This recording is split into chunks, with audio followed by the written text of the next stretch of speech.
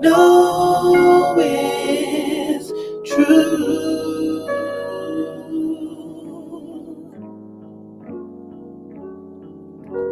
Peace and contentment, no need for resentment. This I found in you. This I found in you.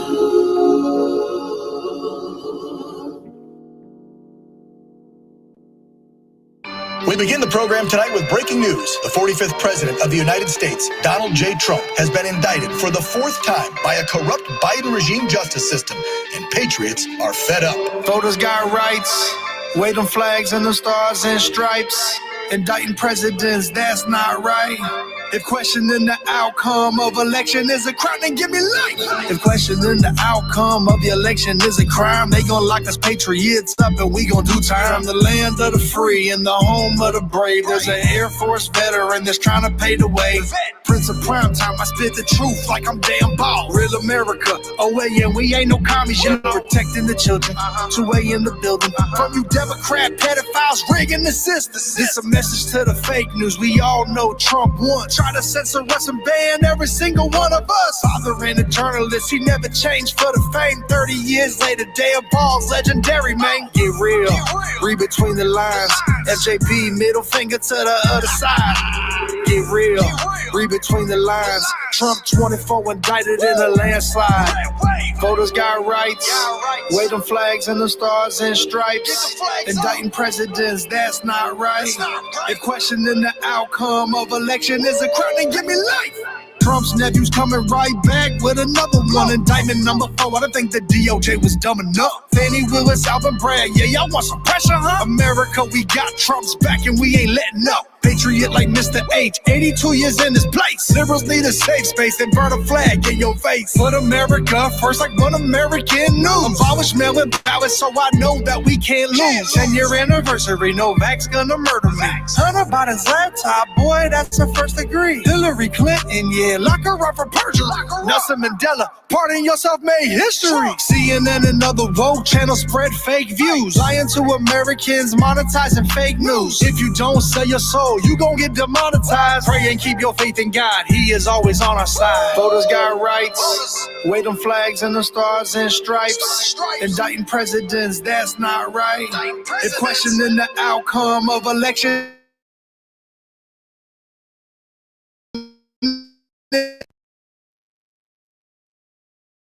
crime, then give me life. Lock me up. It's the mayor Magaville. Shout out my boy Dan Ball, a real patriot. OAN, Mr. H, Trump 2024. In order for us to move forward, we must first take a step back.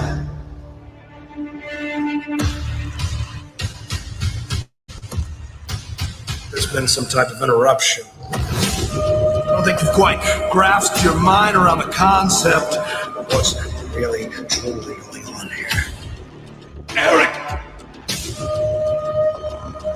Titan! The followers of darkness have now seen the light.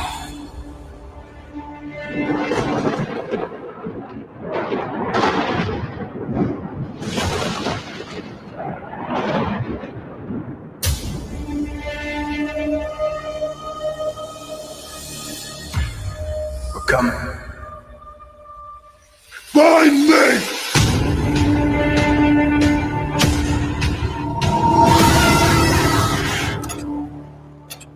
Our story is just getting started.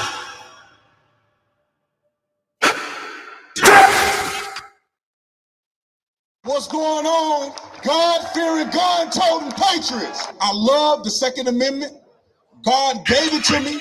Not one politician, not one government legislation can take it from us.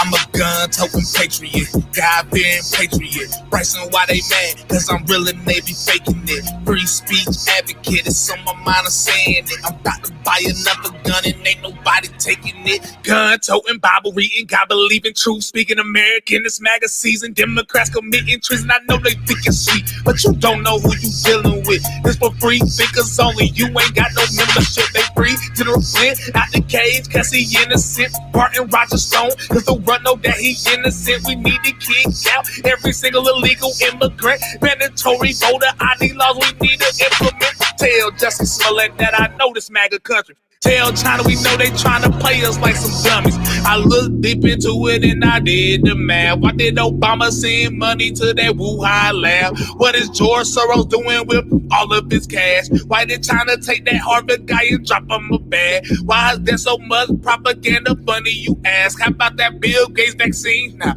sorry I'll pass, cause I'm a gun-toting patriot, God-fearing patriot. Bryson, why they mad? Cause I'm real and they be faking it. Free speech advocate, it's on my mind, I'm saying it. I'm about to buy another gun and ain't nobody taking it.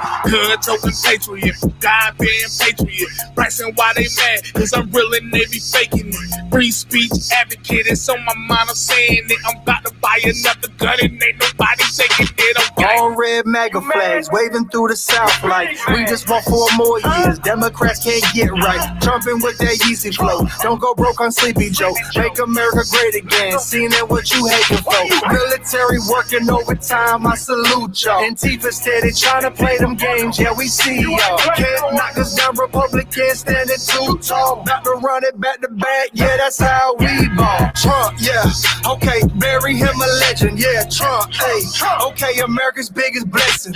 Free speech advocate, packing, never lacking it. I just bought another gun and ain't nobody taking it. Gang. Okay, the White House going crazy now.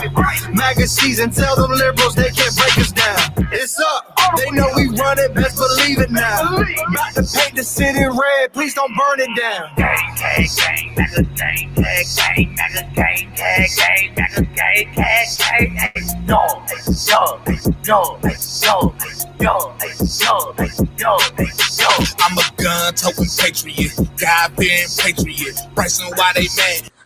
ACP, you see this? Look, if it ain't OfficialDanaJay, Prima Donna News, I don't even want to see it.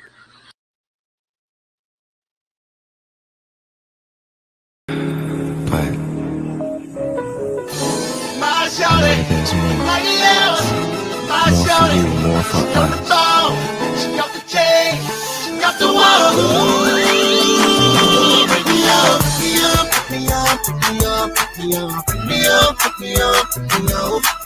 Pick me up, pick me up, pick me up, off the wall. Pick me up, pick me up, pick me up.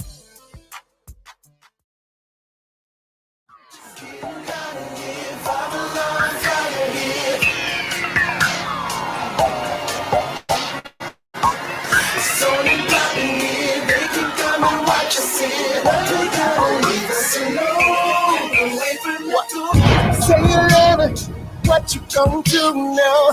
Hope you're ready, cause I'm really about to put it down. Girl, you know that I will never disrespect you. We love tomorrow, but tonight I wanna spank you. That ass, girl, gotta make it last now. Girl, I'm so thin, I'ma beat it on you fast, girl. I just sit down, let me know.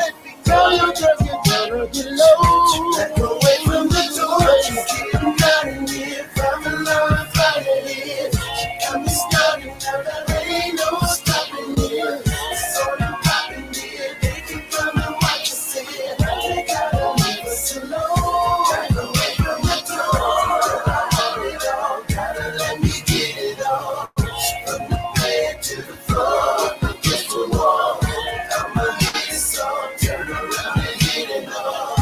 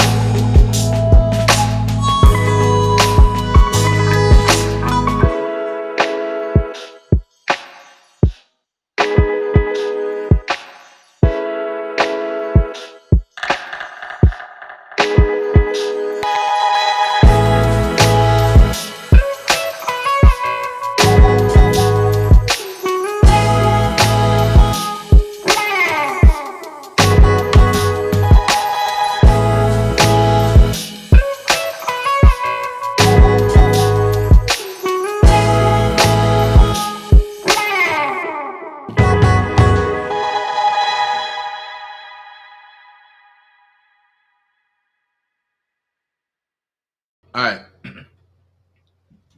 It's going to be live tonight. It's going to be live tonight. Y'all see the picture that I got up there? Y'all see the title, because I'm not going to play around.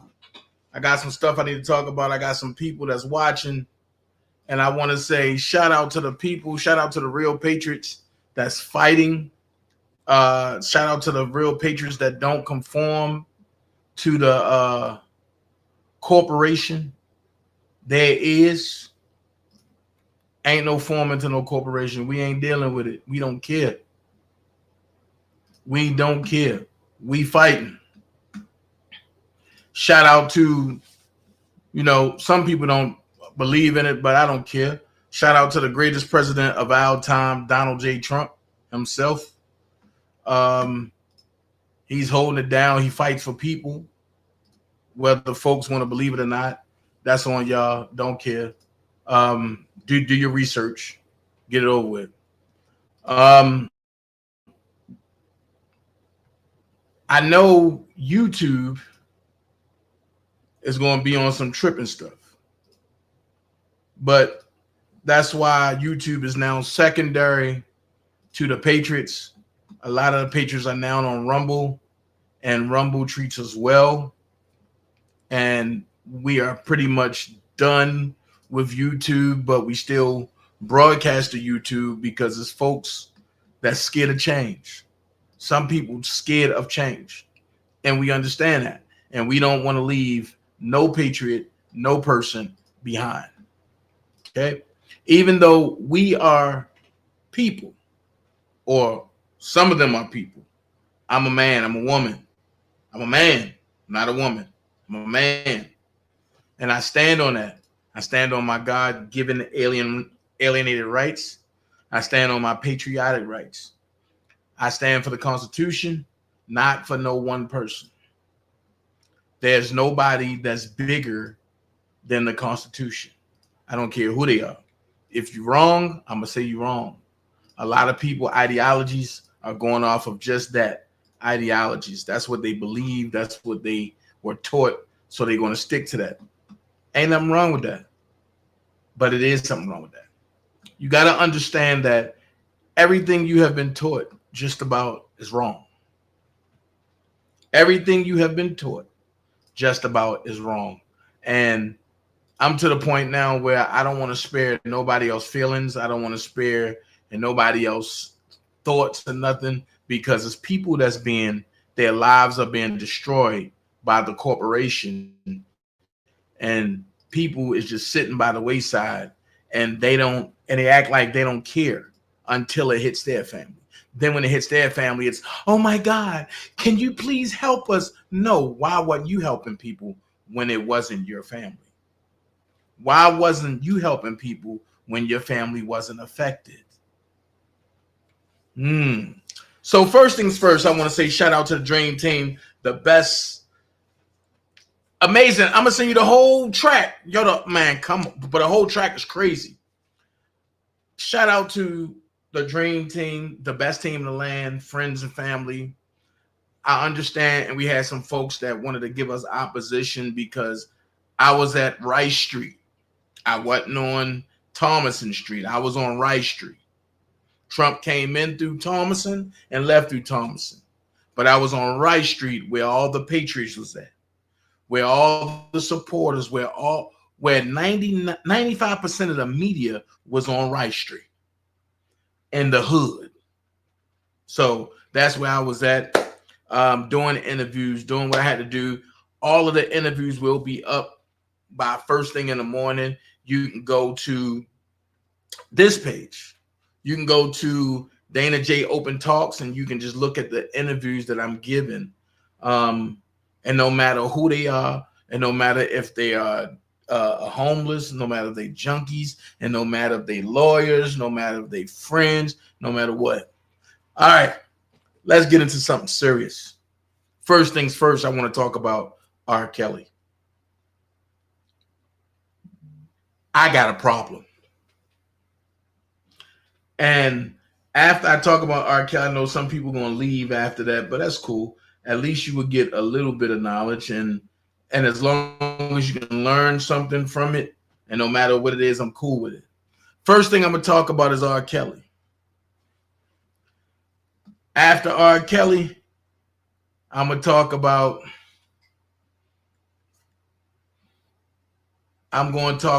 Sean Steele. After Sean Steele, I'm going to talk about Harrison Floyd, who photos on the front, who everybody should be pissed at about. They shouldn't be pissed at Harrison Floyd, but they should be pissed at Fanni Willis. And you're going to find out why. Also, I'm going to talk about the Fanni Willis attack.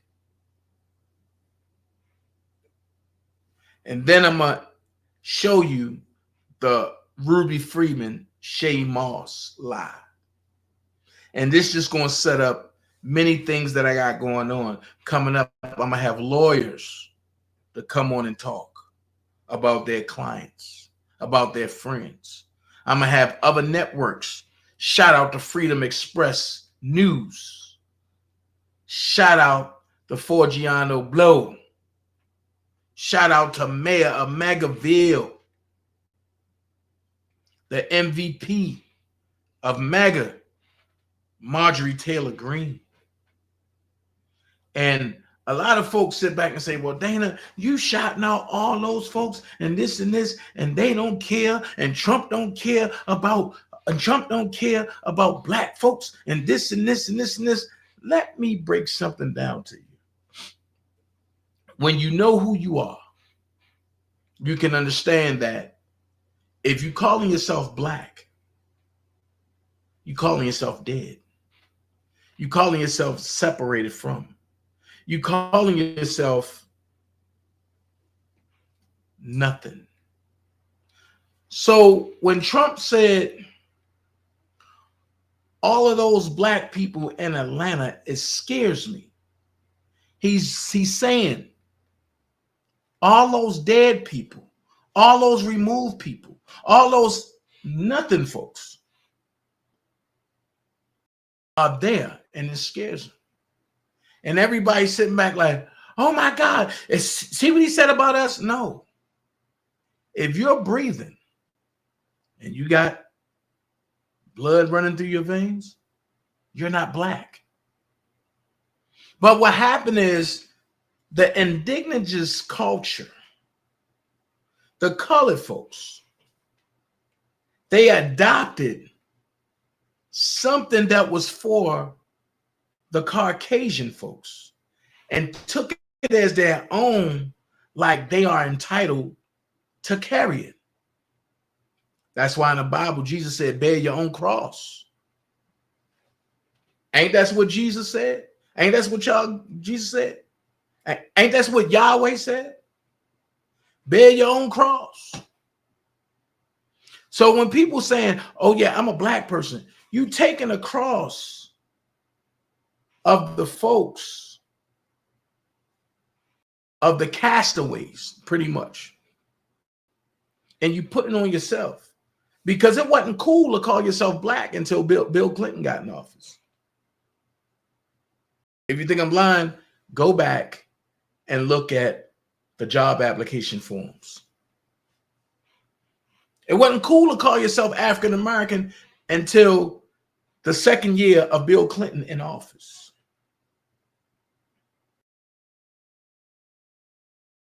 I'm just saying.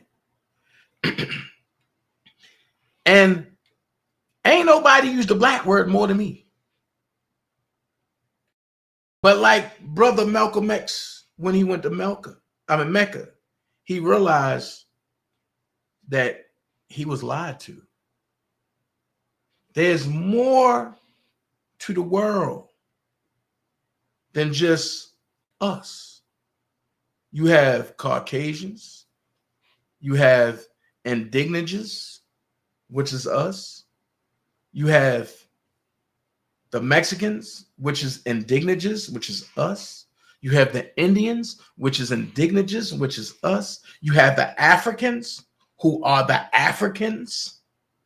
You have the original Jews, which is us, the melanated folks. So when you know better, you do better. And when Malcolm came back and said, I thought you said that we were the only Muslims. They said Malcolm gonna be a problem. So when DanaJay realized that it's more to this Constitution thing than just us, people said, oh no, I don't want to be bothered. DanaJay gonna be a problem. So let's get into this R.Kelly thing first, before I get into the MAGA, because I don't want the people leaving so early. No, I want y'all to, because most of the folks came to see and hear about R.Kelly. So let's talk about the R.Kelly first, and then we're gonna get into Harrison Floyd. I urge you to stay, but if you don't, it's understanding. Hey, I thank you for your view. TMZ reported. Let's go. R.Kelly is likely going to remain in prison for the rest of his life, and so his music career is dead. But the money he makes from music is definitely not dead, and that money is now being tagged to go to his victims, whether he likes it or not. In fact, it's a lot of money, $500,000, just over $500,000, that will be garnished from his music royalties at Universal Music Group. He owed this money in restitution to, I don't know how many victims it is, but this is from one of his federal cases, the one where he is now currently doing time. He still has several other trials to face. So I have a question about this. Are people listening to his music still to generate that kind of money? His old catalog is still generating that kind of money. I mean, that, and it goes to show, look, really, there's certainly been a, the cancel R. Kelly movement, and that you don't hear his music as often, certainly not on the radio, which is where it would make a lot of money, but clearly there are people buying his old music or streaming his old music. I'm surprised at this. Yeah. I'm really surprised that there's that much money. That kind of money, because that's not 50%. Well, we don't know how long that money was accumulated, but it was sitting there with Universal. And I would have thought it would have gone to his lawyers at this point. And maybe they've already taken a cut. Maybe they have taken a cut. I just was surprised at the amount. Yeah. Hey, this is Danny from Buffalo. All I have to say about this is good. The victims deserve that money. And I guess you can feel better about streaming his music if you have, assuming that's where the money came from. But that's an interesting point, too. But that there's an incentive now for people to listen to pay the victims. As long as it's going to continue going to the victims. Right. Danny from Buffalo. Let me talk to you for a second. TMZ, let me talk to you for a second.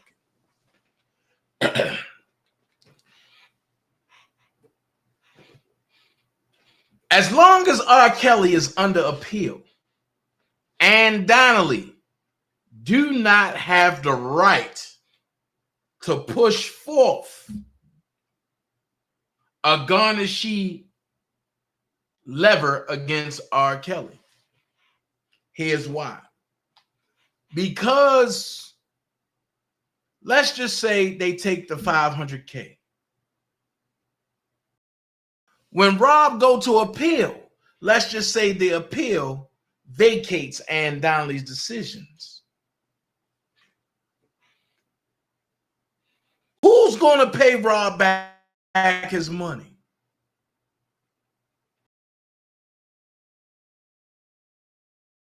So I get it. And Donnelly is trying to move in a way that she's trying to rapidly get these people paid.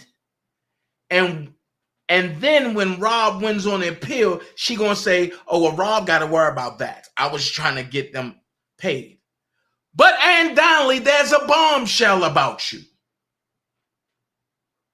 I don't know why you still on the judge's seat. I'm not understanding why you not on trial for murder. See, everybody talk crap like, oh no, we for Rob and we doing this. No, but the real people who's out on the street that's pushing buttons, we know what's going on. And Donnelly, you are a murderer. And I want to know why you not on trial for murder. Now, people sitting back like, hold on, Dana. You're going too far. You know how they coming to get you. You know how half of the people done turned against you because you're speaking the truth. So what do you mean, Dana? She should be on trial for murder. Who did she kill, Dana? You know what, Dana, you can't prove that. Y'all listen to Bookham over there, y'all. Bookham over there talking trash. You know, we ain't gonna listen to Bookham. I don't know who Bookham is, but playing with me don't get you nowhere. And Donnelly, explain this to me. Explain this to me, Ann Donnelly. After you sentenced Kelly to 30 years in prison in June 2022, just last year, the United States Supreme Court unanimously vacated Judge Donnelly's decision that a minor child be compelled. Hold on. Wait. Unanimously vacated Judge Donnelly's decision that a minor child be compelled to return to Italy despite the child facing a grave risk of harm if returned. Sound like child trafficking to me. The Supreme Court returned the matter to Judge Donnelly, who again ordered the child returned to Italy in August 22. So Ann Donnelly overruled the Supreme Court. How do you do that? She overruled the Supreme Court and then ordered the child to return to Italy again, knowing that the child gonna get hurt. But watch this. The child's mother, Narcisse Eliza Golan, who had settled at a New York domestic violence shelter after fleeing Italy to protect the child, was found dead weeks after Judge Donnelly's August 2022 decision. At the time of her death, Golan was preparing to appeal Donnelly's August 2022 decision. Hold on.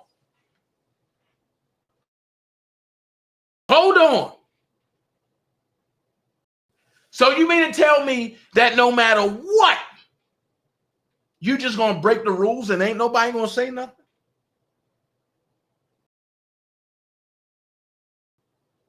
You mean to tell me that nobody's gonna say nothing? This is child trafficking.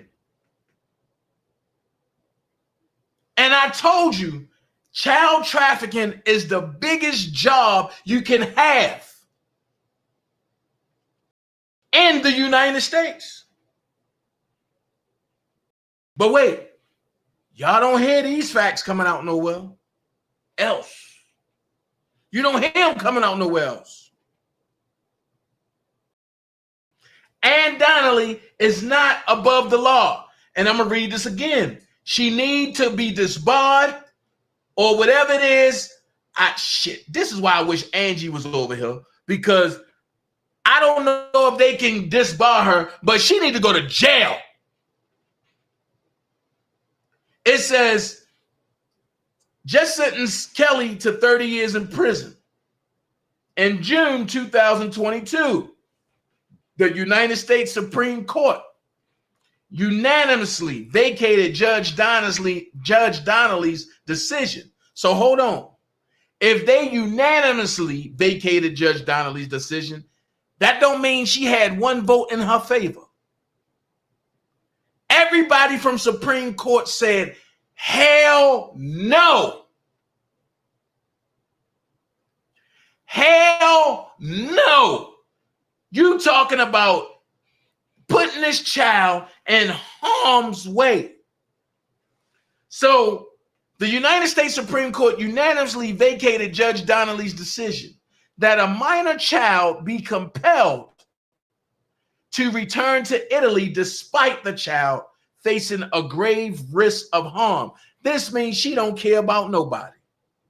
If she can try to send a child back to Italy knowing that this child is facing a grave risk of harm, you a piece of you know what, Ann Donnelly. So despite the child facing a grave risk of harm if returned, the Supreme Court returned the matter to Judge Donnelly. Now, when the Supreme Court return it back to you, they're telling you there's mistakes in here. You need to fix it. If it come back to me with these mistakes, it's going to be a problem.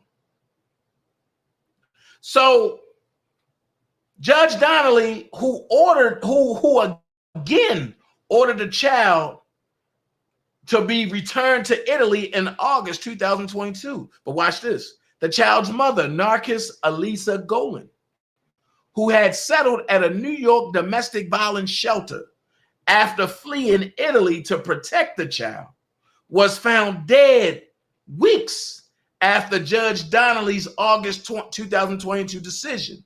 At the time of her death, Golan was preparing to appeal Donnelly's August 2022 decision. So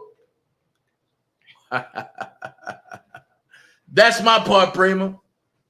Instead of trying to come at the folks that's trying to shed light on what's going on in the corporation of America, y'all want to make it seem like it's cool because y'all either don't have no commentary or y'all don't know what the hell y'all talking about to come after the ones that's really putting in the work. So where's Okove at now? Y'all Auntie Ann is part of sex trafficking. And I'm not ruling out nothing. Why the mother died or why the mother is found dead? You got to understand FBI, CIA, Homeland Security talk.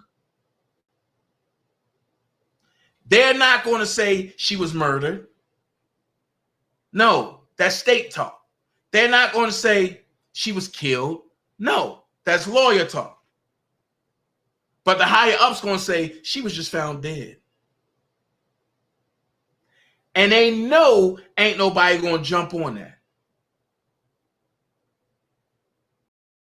Because the minute somebody jump on that, you're going to uncover the conspiracy that Alvin Bragg should have been working on instead of going after Trump. Y'all see how all is starting to tie in now? Trump was against sex trafficking and protecting children. But he's getting indicted when the truth come out about the pedophiles. Hey, Joe Biden. Hey, Hunter Biden. Why is Ann Donnelly on a bench? I tell you why.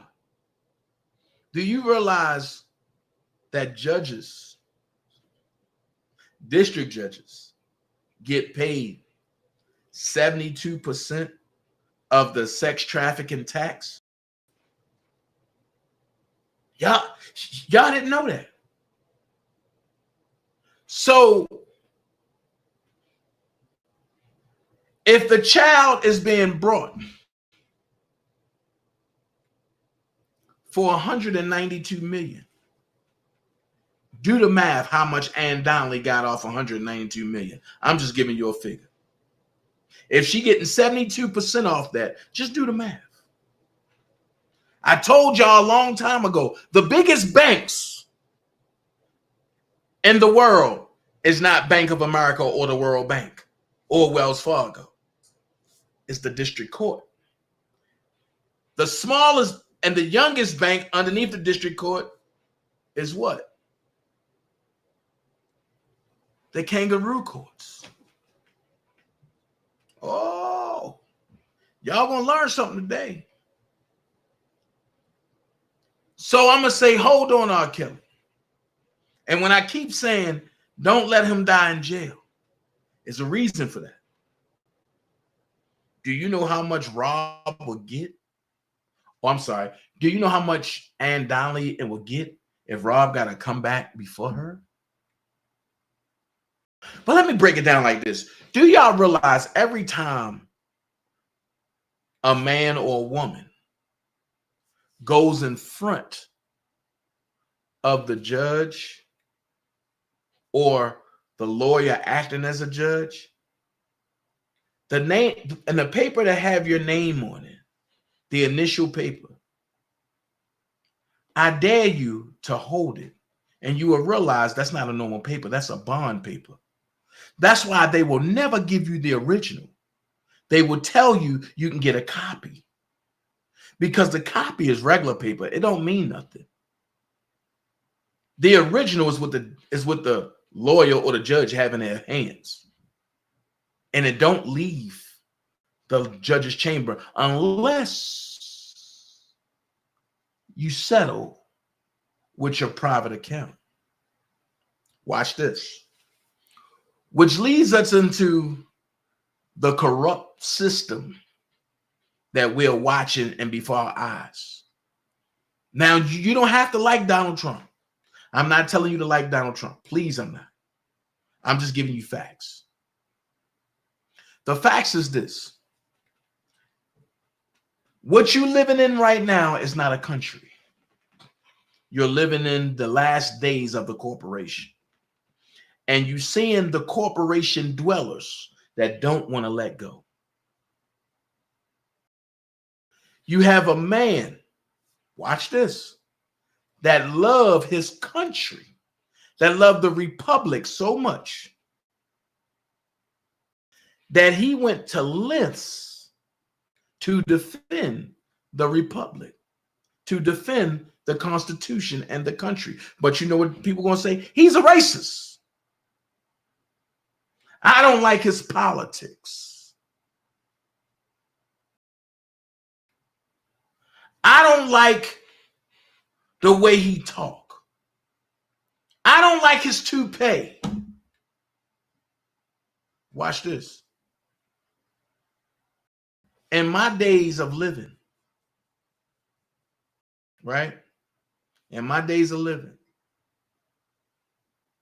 what president told you the truth besides JFK, Ronald Reagan, and Donald Trump? I'll wait. I'll wait. What president has told you the truth?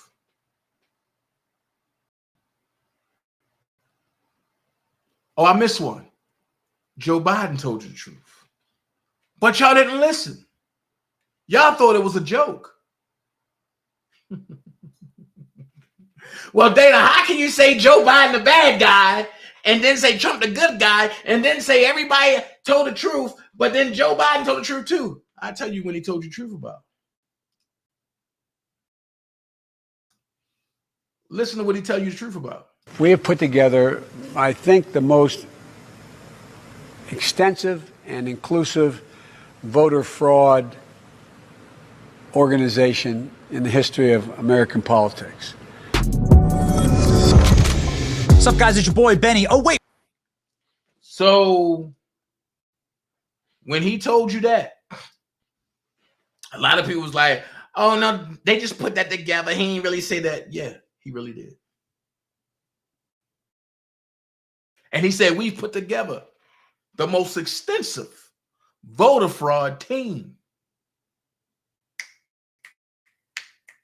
Which brings me to Fanni Willis attack and Harrison Floyd misjustice. Now, here's where I call all these bootleg revolutionaries out. A lot of them talking about, oh, George Floyd, that was injustice because the dude had his neck on his, had his knee on his neck. I agree. Right?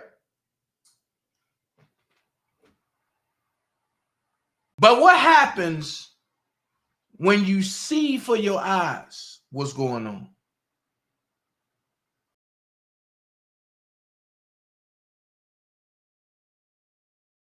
I played the whole clip drama free. But what happens when you see for your own eyes what's going on? You hear what's going on.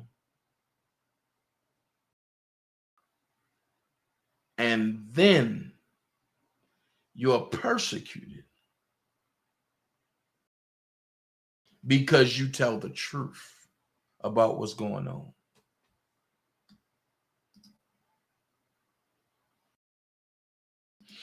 What happens when you see for your own eyes what's going on? What happens when you hear what's going on?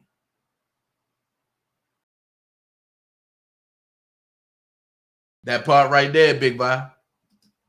But you're persecuted.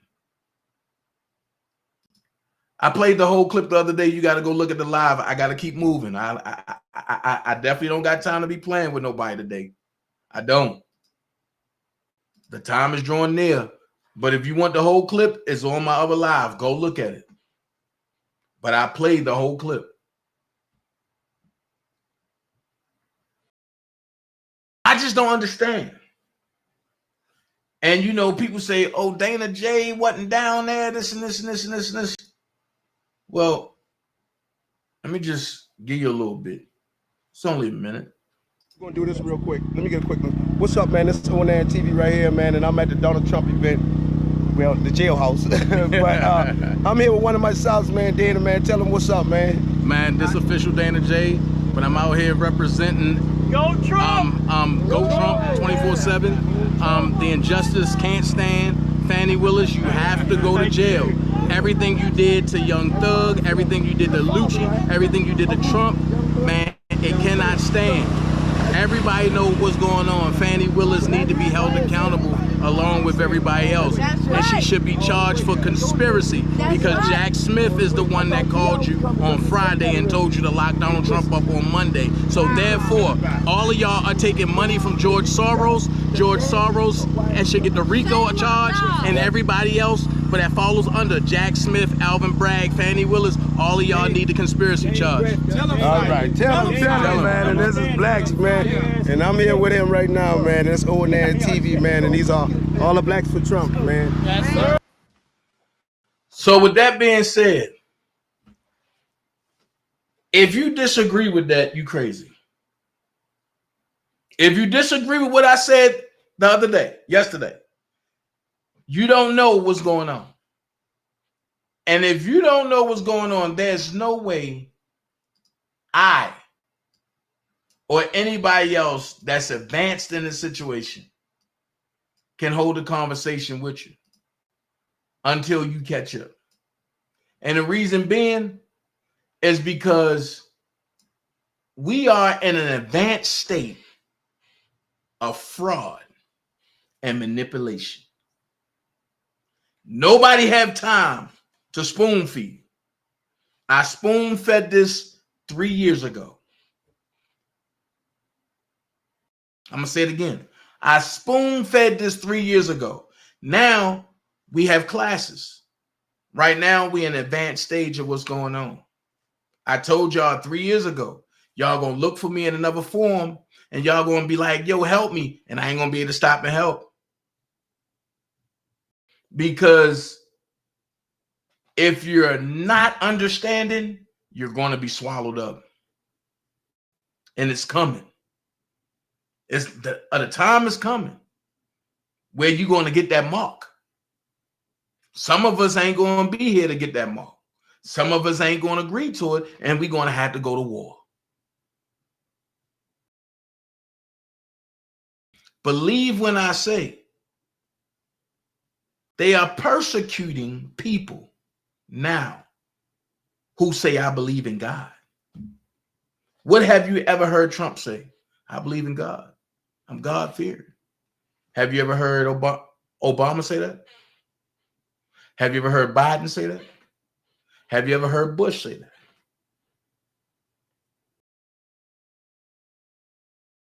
No. Trump, the only one that said, I believe in God. And I can't be bought.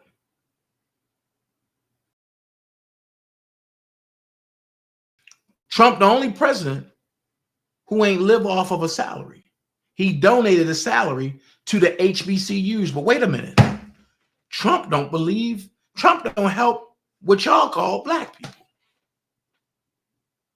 But he donated salaries to the HBCUs.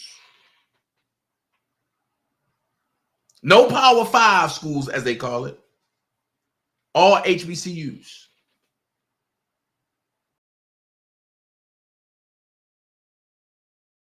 I don't know. I don't know. So I'm going to go here. Stop sharing that one.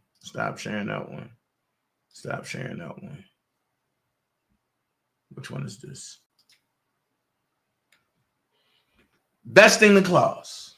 We got to go there. Common interpretation. Article 2, Section 1 begins, the executive power shall be vested in the President of the United States. At a minimum, this vesting clause establishes an executive office to be occupied by an individual. At the founding, the creation of a separate executive was hardly obvious. The Articles of Confederation created no separate executive. Duties that we associate with the executive were handled first by congressional committees and then by secretaries or boards under congressional direction. Nor was it self-evident that one individual would stand at the apex of the executive. Several states had plural executives, executive committees, and the notion of a plural executive had its backers at the Philadelphia Convention, which are now called electors, right? Few could disagree that the vesting clause establishes a unitary executive in the sense that it creates a single executive president. Throughout our Constitution's history, some politicians, judges, and scholars have argued that this minimum sense exhausts the content of the clause. Others have argued that the clause does more and actually grants the president the executive power. In recent years, advocates of this latter view have identified their position with the label unitary executive. But this label is a bit misleading, for we would do well to remember that the idea that the Constitution establishes a unitary executive is perhaps universally shared, at least in the minimum sense outlined above. Okay, so let's skip that. But that's just talking about the unitary powers and all that, right? Okay, let's get out of that. Let's go to the 12th Amendment. Then from the 12th Amendment, we're going to visit the 20th Amendment. Oh, yeah. And we're going to visit because some people have to know what's really going on. And if you don't know what's really going on, you're going to be lost. And I don't want nobody lost. It's bad enough people looking like, oh my God, Dana is just, yeah, I don't know. Yeah.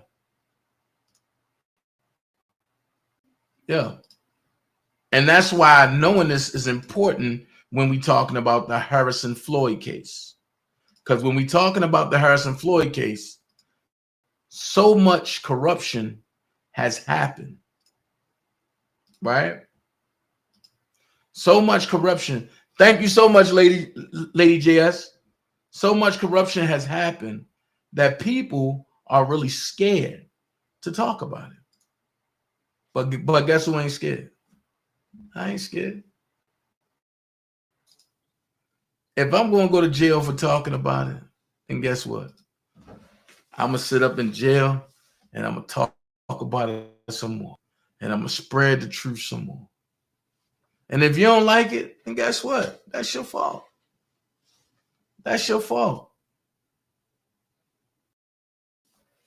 And the reason why a lot of people don't like the truth is because they scared of the truth. Donald Trump was such a bad man, right? Why did it take all of that and everybody to lie just for them to try to get Trump? Make it make sense. Make it make sense. I don't know why it's being sketchy right now. I don't know what's going on. But I guess they're trying to play with the feed. Oh no, we're going to get into it. The attack. The attack. Right here. You see it. This is how safe and secure the 2020 election was in Georgia. 6 sworn affidavits allege. Now look, 6 sworn affidavits allege Fulton County counted counterfeit ballots. Tens of thousands estimated. The box video surveillance representing 181,507 ballots destroyed in 102 counties. Improper chain of custody forms for 107,000 ballots statewide. Estimated chain of custody forms missing for 355,000 ballots statewide. And that's coming, and that's being reported from the Georgia. False registration dates prior to 2017, but were not, hold on, over 1.7 million original ballot images are lost or destroyed in 70 counties, despite state federal law. Just a few of the things at Voter Georgia found in Georgia. So wait, nobody from Voter Georgia is being put on trial. This right here is Shae Moss.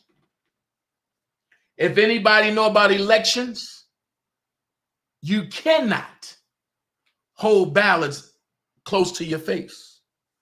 They have to stay on the desk at all times. The cameras are watching.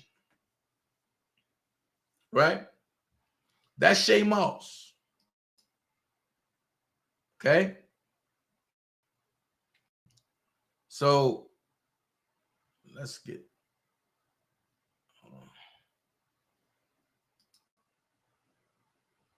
Oh man, they trying to stop the stream. Get them likes up, y'all, but they trying to stop the stream. No, man, we ain't gonna do that. We ain't gonna do that. We ain't gonna stop the stream. What we gonna do is we're gonna stop the steal. That's what we gonna do. We're gonna stop the steal. So Fanni Willis attack on Trump, right, was crazy.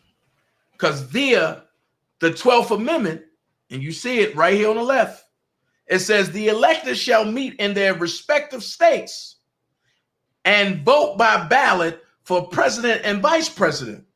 Hold on.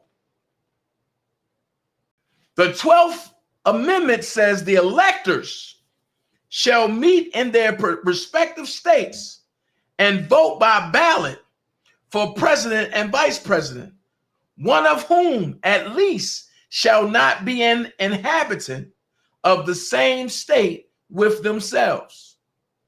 They shall name in their ballots the person voted for as president, and in distinct ballots, the person voted for as president, as vice president. And they shall make distinct lists of all persons voted for as president and of all persons voted for as vice president. They shall make distinct lists, meaning they got to write down everything that's happening. Fanni Willis, didn't you just charge Donald Trump and 18 others. And out of the 18, you had 10 electors. So you hating on Donald Trump and the electors because under the 12th Amendment, they're doing their job.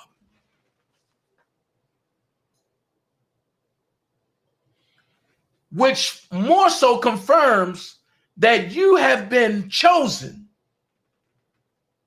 by George Soros and Jack Smith to carry out the witch hunt on Donald Trump, Harrison Floyd, and the other electors and lawyers. What you're also doing is weaponizing the states to go after lawyers when they standing up for their clients. You're also destroying free speech. So it says,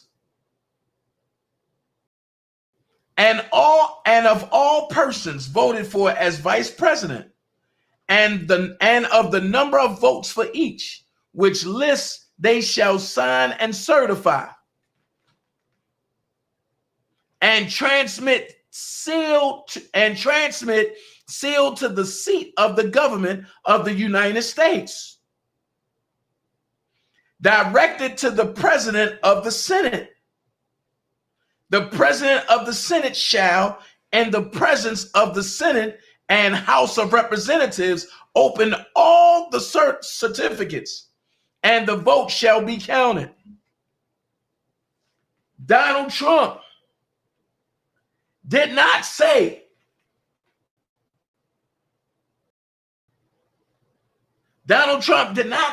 stop the election. He did not say stop the recertification. Donald Trump did say, since there's discrepancies all around the world, put a halt on the certification of the states until everybody signs off on it and it can be honest and fair. Mike Pence said, no, we're going to do it right now. We're going to do it right now. Then came out and lied and said, Donald Trump tried to get me to overturn the election. No, he didn't. No, he didn't. He said, halt until everything is counted correctly. But watch this. Who benefited from the 2020 stolen election? Fanni Willis. Fanni Willis.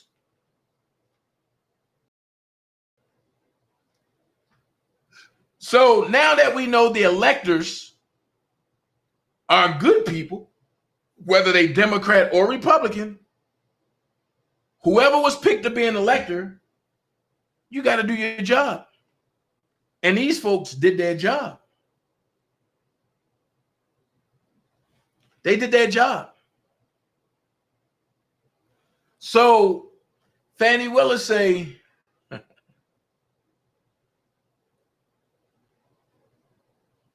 hold on, wait a minute, because y'all got to know this.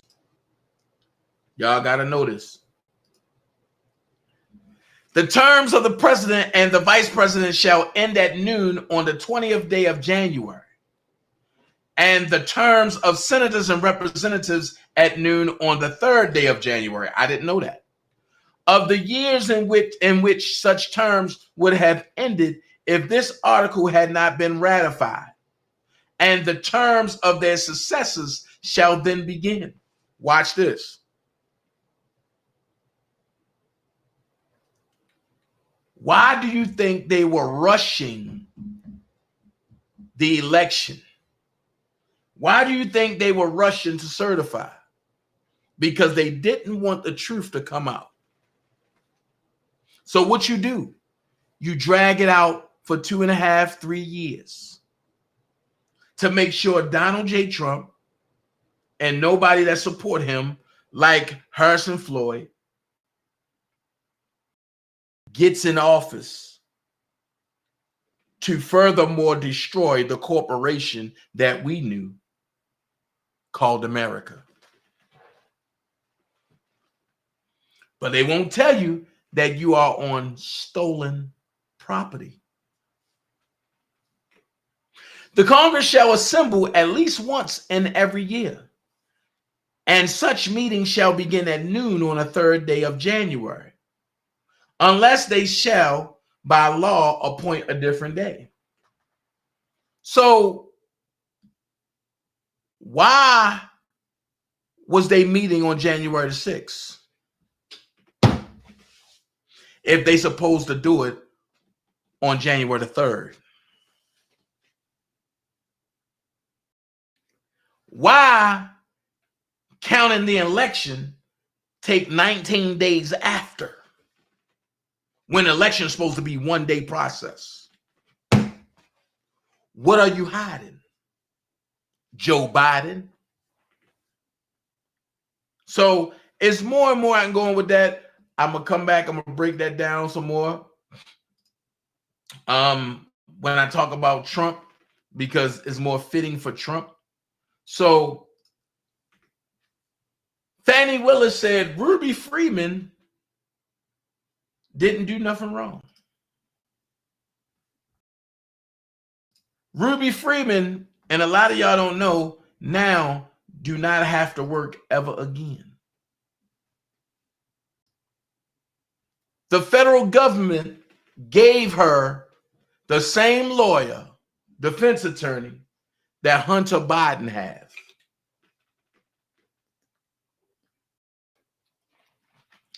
The federal government is going after everybody that claimed that Fanni Willis stole, even though it's in your face. I mean Ruby Freeman, but I'm sorry. So now it says, who remembers Ruby Freeman with briefcases full of ballots, stuffing them in plain sight on camera, and President Trump calling out fraud to Brian Kemp while he did nothing and helped Joe Biden steal Georgia and the election? Now watch this. Why the people from the antidote? Why the people from the antidote ain't been called in? Why the people from the antidote ain't charged? Well, you want me to tell you why? Because Fanni Willis is behind the antidote page. So why would she charge herself? See how people playing both sides of the fence? Now, here's the picture. You see Ruby Freeman. On the left side, she's stuffing the envelopes in the briefcases. On the right side, she putting them in the trash compartment. So now what you're saying is that Fanni Willis, you're charging people for seeing the obvious, but you want them to unsee what they see.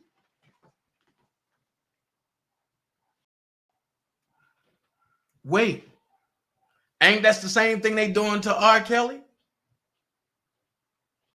They don't want you to come out and tell the truth for R.Kelly. They want you to unsee the truth and only see the lie that they put out. That's why I say what I say. How can you say you for R.Kelly, but don't be for Donald Trump and don't be for Harrison Floyd?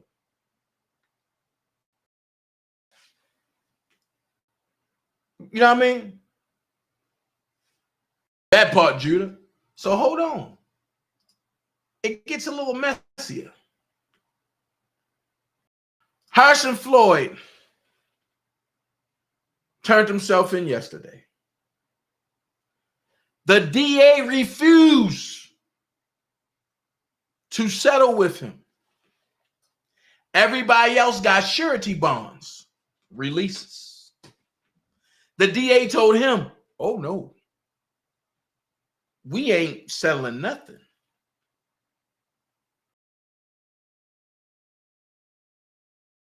Now, we can't say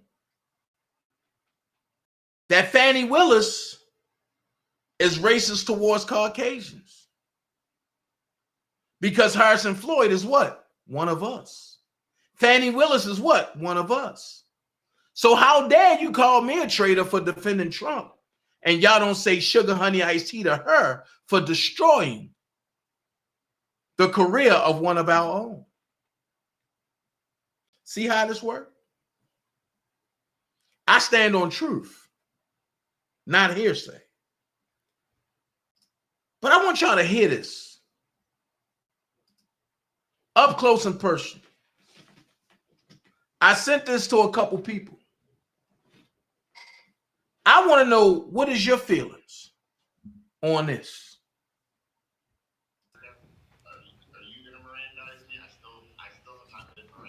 Okay, hold on one second, Mr. Floyd. So I'm not taking any statements from you today, all right? So we're not dealing with that. What today is just where I advise you of your rights and advise you of the charges that have been brought against you, and then talk to you about your right to counsel. Stop. Why is he in this process?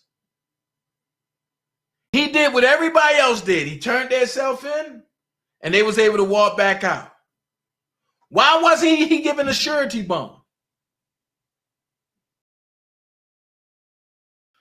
Why wasn't she given a surety bond? I mean, why wasn't he given a surety bond? Listen to what he say of why he didn't get one and what the DA office said, aka Fanni Willis. Y'all got so much faith in fat ass Fanni, but look at what she did. And your appointment of counsel, okay? So first I want to talk to you about your rights. You have the right to remain silent. Anything you say can and will be against you, can and will be used against you in the court of law. You need to be aware that the state, the DA's office, is present here at this hearing, and so I advise you to remain silent. You have the right to a lawyer. The DA office is here, so I advise you to remain silent. What? Why do he got to remain silent?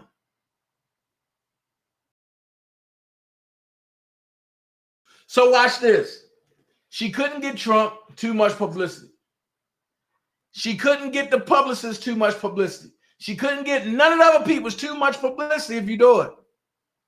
But because nobody shed light on Floyd, on Harrison Floyd, Fanni said, oh, we're going to get him. We're going to make him understand that he ain't supposed to stand on the side of right. He lives in Georgia. On top of living in Georgia,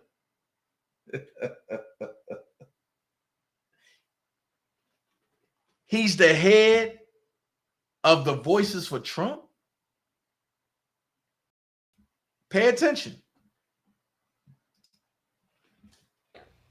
And if you cannot afford a lawyer, one will be appointed to you at no cost.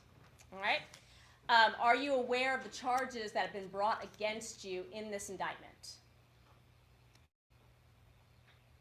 Yes, ma'am. The DA's office pulled me aside yesterday when they didn't Mirandize me and tried to talk about it. Okay. Listen, the DA's office informed me of the charges when they didn't memorandize me and wanted to talk about something else. Could you just think about what that something else could be?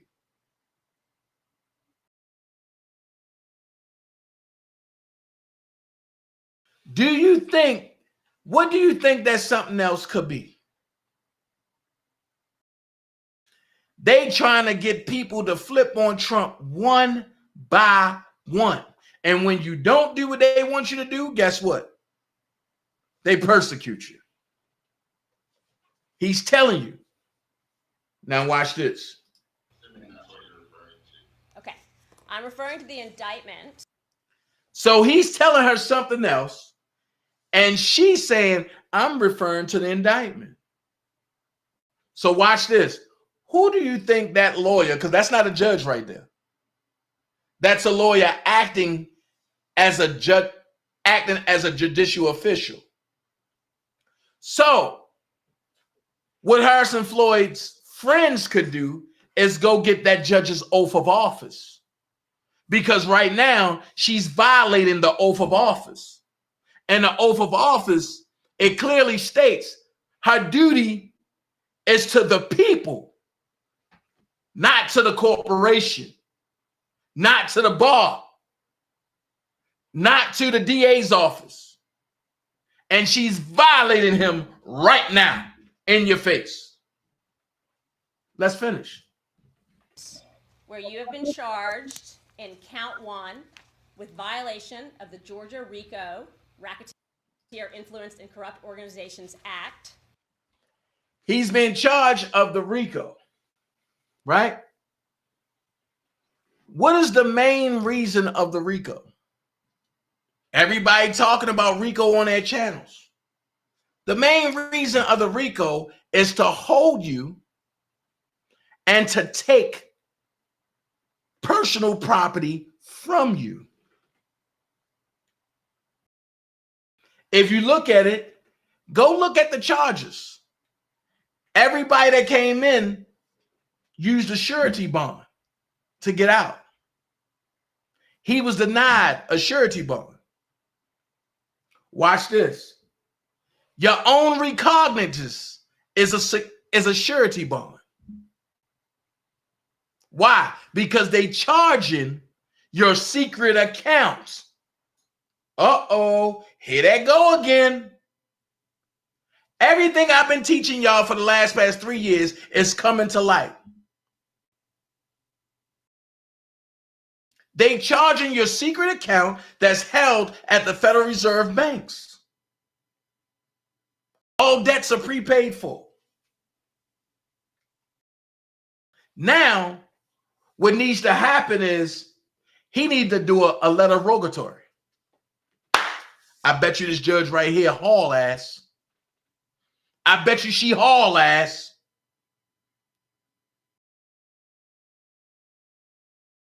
Let's finish. As well as in counts 30 and 31, which is for conspiracy to commit solicitation of false statements and writings and influencing witnesses. Now watch this. I just told y'all, Fanni Willis and the scheme team, and I call them the scheme team of Joe Biden and George Soros. They want y'all to, they want these people to unsee the truth. They want these people to unsee what they saw Ruby Freeman and them do. Now, let's finish. So those are the charges that have been brought against you in this indictment. Do you understand that? Yes, ma'am. I believe those are the same ones that the DA's office called and threatened and coerced my in-laws with trying to get me out here. I think those are the same ones that the DA's office called my in-laws and threatened me to get me down here with. Hold on. Ain't that coercion? You can't threaten somebody just to get them in your kangaroo court. You can't do it. Let's finish. All right, thank you, Mr. Floyd. Your case has been assigned to Judge Scott McAfee, all right? He's going to be the judge who is assigned to your case, who's going to be handling it from this point forward. I am just handling this first appearance hearing today because I am filling in for the presiding judge, all right? Okay, at this point I will hear from the state. Is there anything the state needs to add? Adam Nay with the state. Hold on. Did she just aid the state, the DA's office, on what to do? That's practicing from the bench. That's illegal. Hold on. Is there anything the state needs to add? All right. Okay. At this point, I will hear from the state. Is there anything the state needs to add? Adam Nay with the state, Your Honor. Nothing further. I don't know what to say, Your Honor. Nothing further. I'm gonna let y'all hear it again. Today, because I am filling in for the presiding judge. All right? Okay. At this point, I will hear from the state. Is there anything the state needs to add? Adam Nay with the state, Your Honor. Nothing further. Okay. Mr. Floyd, see, have you? I don't know what to say, Your Honor. Nothing else to say. When have you ever seen the federal government not knowing what to say? They know it's bullshit. You retained a lawyer? I requested one who have been denied, Your Honor. Okay, so you have spoken. Hold on. He requested a lawyer, but his lawyer been denied. How do you get a how is your lawyer denied and they ain't doing nothing wrong? Make it, man, look, I swear I'm gonna get his lawyer on my channel. Someone from the public defender's office, and you were told that you do not qualify. Is that correct? Yes, that's correct. Okay. Make this make sense. He want to get a lawyer. His lawyer's denied. Because if he got a lawyer, his lawyer could have got him out on his own recognizance yesterday when he turned himself in. I was there when he turned himself in. I was there when he got out the car and walked in and turned himself in. He was supposed to walk right back out. But they denied him a lawyer and they denied him a public defender because they say he do not qualify. What do that sound like to you? A setup, right? So you got murderers who get a bond. Blueface got a bond. But because you don't know nothing about Harrison Floyd and they want to destroy this man's career because he could possibly take Fanni Willis' spot down here in Georgia. They deny him everything. So what he's supposed to do? Sit there and riot? That's not fair. And this is all Fanni Willis doing. Okay. All right. So, Mr. Floyd, you have the right to then hire a lawyer of your choice, or of course, you're always welcome to proceed pro se. But how can he hire a lawyer when y'all denied him the lawyer that he want to hire? But y'all want him to go pro se and stand by himself without representation. So why can't he go sue jurors? Why can't he go sue jurors? Because if he goes sue jurors, y'all don't have no government over him, governing over him. But pro se, you do. because you do not qualify for a public defender, you have the right to retain a lawyer of your choice. Okay? I've spoken with several different attorneys for flying out here. The cost is typically between $40,000 to $100,000 just to retain a lawyer for these charges. And then they charge hourly that I cannot afford. I'm not going to put my family in that kind of debt, especially with my daughter. I cannot afford an attorney for something like this. Okay. Well, Scott McAfee, Judge McAfee will go through the process. If you choose to represent yourself and to not retain a lawyer, he will go through that process and those questions with you. I just want to advise you of your right at this point, that if you wish to hire a lawyer, you have the right to do so. Okay? Okay. All right. Pretrial services.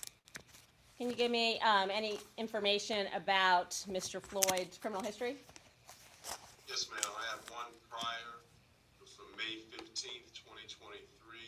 It's a Maryland FBI. It was simple assault. It's simple assault on a federal officer, and was given some bail supervision.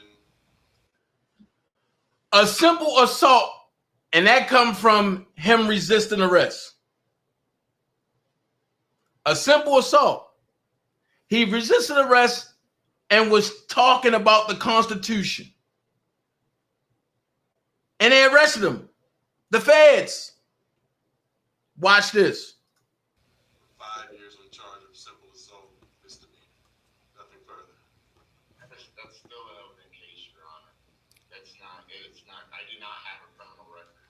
I understand, Mr. Floyd, thank you. I understand that it's just charges against you, okay? Wait, he's still in court with that. So he don't even have record. And she talking about, I understand it's just charges against you. What? All right. All right. Okay, Mr. Floyd, the issue of bond is not going to be addressed today. That's going to be addressed by Judge McAfee, who's assigned to your case. But to the extent that you're here in front of a judge, I do find that based on the open charge against you, there are grounds for bond to be denied at this point. What? So I'm going to go ahead and find that you're a risk to commit additional felonies and a potential risk to flee the jurisdiction.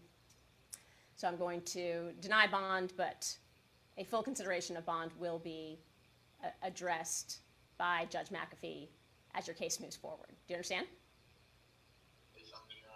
So the charges brought against me by the federal government were first presented to the state by the FBI. The state decided to not prosecute. On the day they decided not to prosecute, the U.S. attorney in the state of Maryland notified my attorney that they would take up the charges. This charge is a simple misdemeanor, ma'am. I got on a plane. I voluntarily came here. I am already on federal pretrial supervision. I've had no issues with being on pretrial supervision. There's no way that I'm a flight risk, ma'am. I showed up before the president was here. Okay. I understand, Mr. Floyd. The issue of bond is not going to be decided by me. It's going to be decided by the judge who is assigned to handle your case, okay? This is just a first appearance hearing for a case that's already been indicted. So I was just letting you know that we're not going to have a bond hearing today, but to the extent that you are before a judge, I'm telling you that bond is not going to be issued today. All right?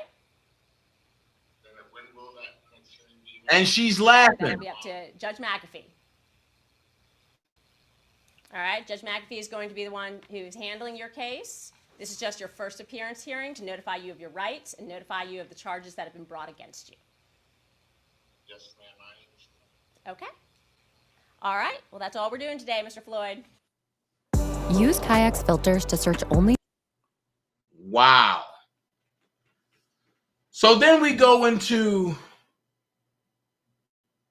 the fraud that he's talking about. The fraud that we talking about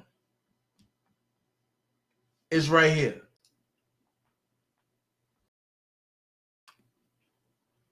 Oh yeah, we going there today. Let's listen to how CNN do this, because Ruby Freeman tells Travian Cutie that you are a loose end for a party that needs to tidy up, right? This is the lady who never have to work again, that the federal government has made sure that she's a multimillionaire for defending Joe Biden.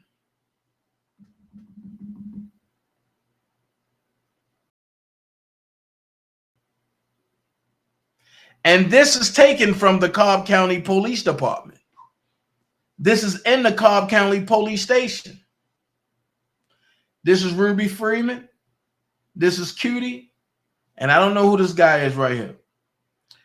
But a CNN say investigators probing efforts to meddle with the 2020 election results in Georgia have sought testimony from a former publicist to R.Kelly and Kanye West, who allegedly pressured a local election worker, according to court documents obtained by CNN. The publicist Trevian Cutie made headlines last year when Reuters reported that Cutie had pressured a Georgia election worker to confess to Donald Trump's baseless voter fraud claims of face dire consequences. Cutie told the election worker she was a crisis manager and was sent from a high-profile individual, according to a police report included in the court filing. That's what Ruby Freeman said. The Heart of Fulton County District Attorney Fanni Willis probe has focused on attempts by Trump and his allies to overturn the state's 2020 election results. But the interest in Cutie is an indication of an investigation sprawl in nature. Prior to seating a special grand jury in May, Willis' team had already spoken to more than 50 witnesses and planned to subpoena dozens of others, a source familiar with the probe told CNN. Okay, let's stop right there. Okay, let's stop right there.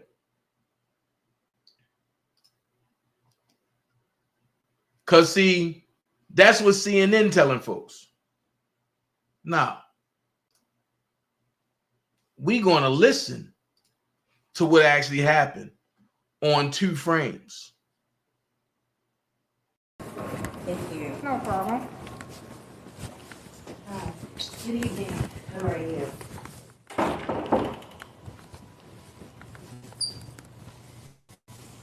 So thank you so much for agreeing to meet with us. We didn't want to frighten you, but we had to find you within this time bracket. I'm here because I received a call. Not that I didn't know about this situation before, because I had heard that it wasn't a serious concern for me because I had absolutely nothing to do with it. We would like to let you know first and foremost, we have put in placement a way to move you, to secure you from what may be on the horizon within the next 48 hours. And we have probably 48 hours to move you. We do it on your schedule. I cannot say what specifically will take place. I just know that it will disrupt your freedom and particularly the freedom of one or more family members. I would like to connect now on the phone Nurses Floyd, who would be taking this situation to a detailed level for you to let you know exactly what is at stake, what choices you have, whether you choose or not to deal with us. I am not your enemy. This is Garrison. He works with me. You are elusive for a party that needs to tie you up. I work with some of the biggest names in the industry. Crisis is my thing. What they don't want to do for you. She never said she was a crisis manager. She said crisis is my thing. One thing we don't want to do for you is create another crisis. Because at this time, she was being threatened by Antifa and other folks. I'm going to call Harrison Floyd. I'm going to put him on speaker. Who is Harrison Floyd? Harrison Floyd is Harrison Floyd. Of that who works in crisis management. I'm very proud of him with authoritative powers to get you the protection that you need. And I do want the officer to know this is at this moment a conversation in between private citizens. I'm hoping that you are trusting that this information doesn't go any further. I have to honestly advise, I don't know her background. I can step over there if you're comfortable. That's fine? Yeah, I want her to be comfortable, but I also want to advise her that there are federal people who are involved here that I don't know who is connected to who. And I really need for her to be as nonchalant as possible with this conversation that we are going to have so that if she does make a decision, she's protected in her decisions. Okay. I didn't see nothing wrong with that. Hold on.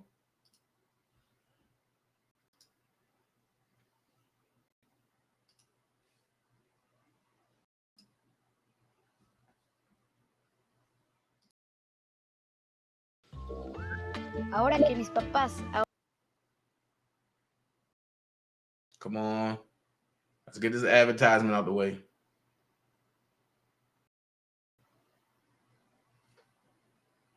Because after this, I want to get everybody's point of view. Good evening. How are you?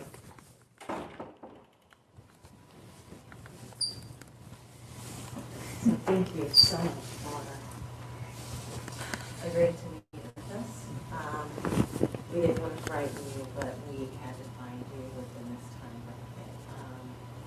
I'm here because I received a call. Not that I didn't know about this situation before, because I had heard, but it wasn't a serious concern for me because I had absolutely nothing to do with it. We would like to let you know first and foremost, we have put in placement a way to move you, to secure you from what may be on the horizon within the next 48 hours. And we have probably 48 hours in which to move you. You may do it on your schedule. I cannot say what specifically will take place. I just know that it will disrupt your freedom and particularly the freedom of one or more family members. I would like to connect now on the phone Harrison Floyd, who would be taking this situation to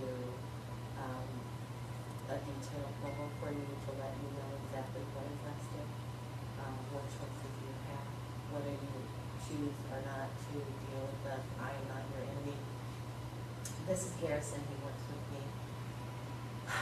You are elusive for a party that needs to tie you up. I work with some of the biggest names in the industry. Crisis is my thing.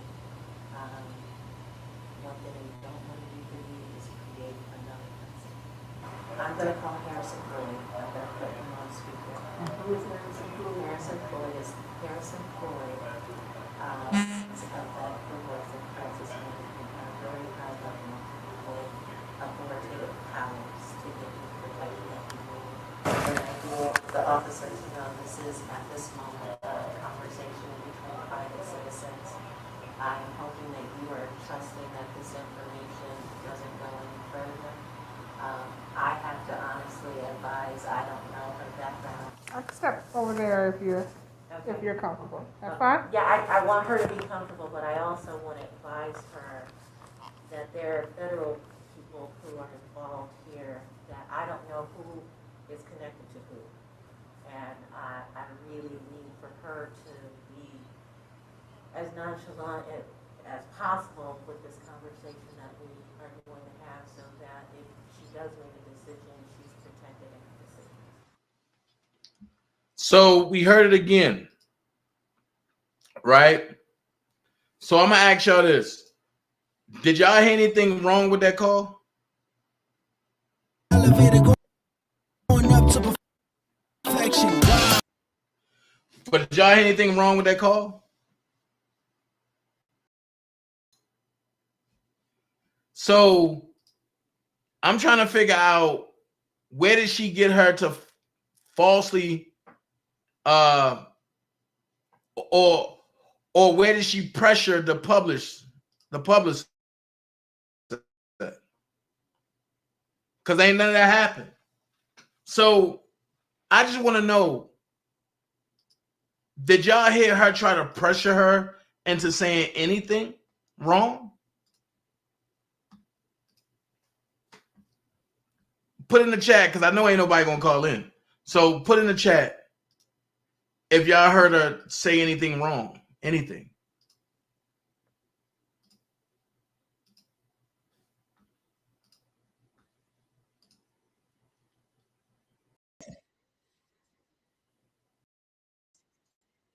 The hell?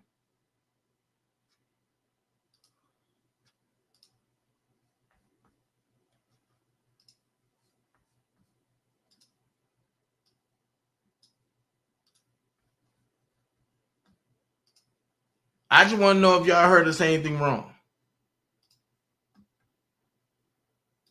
You ain't hear them wrong neither, did you? So when I tell y'all that Fanni Willis is reaching, her whole goal is she want Trump in jail. She want Trump in jail because she's working for George Soros via Jack Smith, which is conspiracy. Which is conspiracy. And you can't do that. You can't do that. That's illegal to your office. But what I do know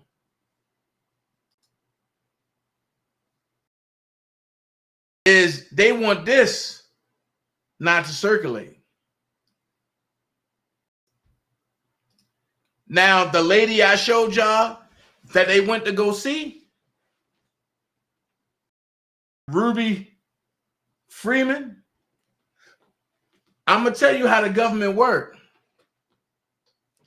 This was her Instagram page and Facebook page. If you type it in now, mysteriously, all of her family pictures and everything is off. And it says this was a parody page. All of a sudden, once she went to go meet with Hunter Biden lawyer and them, now all of a sudden the federal government wiped her pages and now it says it was a parody. This is a parody page. Come on. But listen to what she say. This is Ruby Freeman, Georgia. I posted this on my Facebook page and wanted to share it with the Instagram community. I am so proud of my baby because today we did something that changed history and we decided we will not be silent and allow evil to control this country. I was shocked, hurt, and deeply upset to see how many people support evil, racism, and ignorance while counting many ballots for Donald Trump. I was almost in tears seeing how very few people wanted to support a black woman. Seeing how very few people wanted to support a black woman become the first female vice president or an excellent man named Joe Biden while counting ballots. Thank God my baby, which is Shae Moss. Thank God my baby had a plan. And today we put that plan in action after those Trump supporting and Fox News, for that's supposed to be thought. After those Trump supporting and Fox News thought, but it say though, they won and left the building. My baby knew how racist Georgia was, and we knew how the vote was going to go. So we resorted to plan B. And now you see the results of my brilliant baby. Joe Biden is now the winner. And I'm looking at all of Georgia with a side eye because I know for a fact that Georgia voted for Trump by the largest numbers. And if we didn't do what we did, he would have won Georgia. I've seen and I noticed many black names who voted for Donald Trump. And that really bothers me because y'all the reason he won. My baby told me it's going to be our own community who going to make Donald Trump win. And she was right because Donald Trump won and it's very sad. I was nervous about plan B, but I'm glad we did it because it saved the country and I will pray for forgiveness. If people find out what me and my baby did, we could be in a lot of trouble and possibly jail. So I would like to ask everyone to delete all the pictures, videos, and live streams of me and the special ballots. The ones we use are the special Joe Biden ballots that my baby created for us to win. They scanned excellent and increased Joe Biden numbers and helped him beat Donald Trump. I spoke to Dominion people and they said Plan B worked all across the country.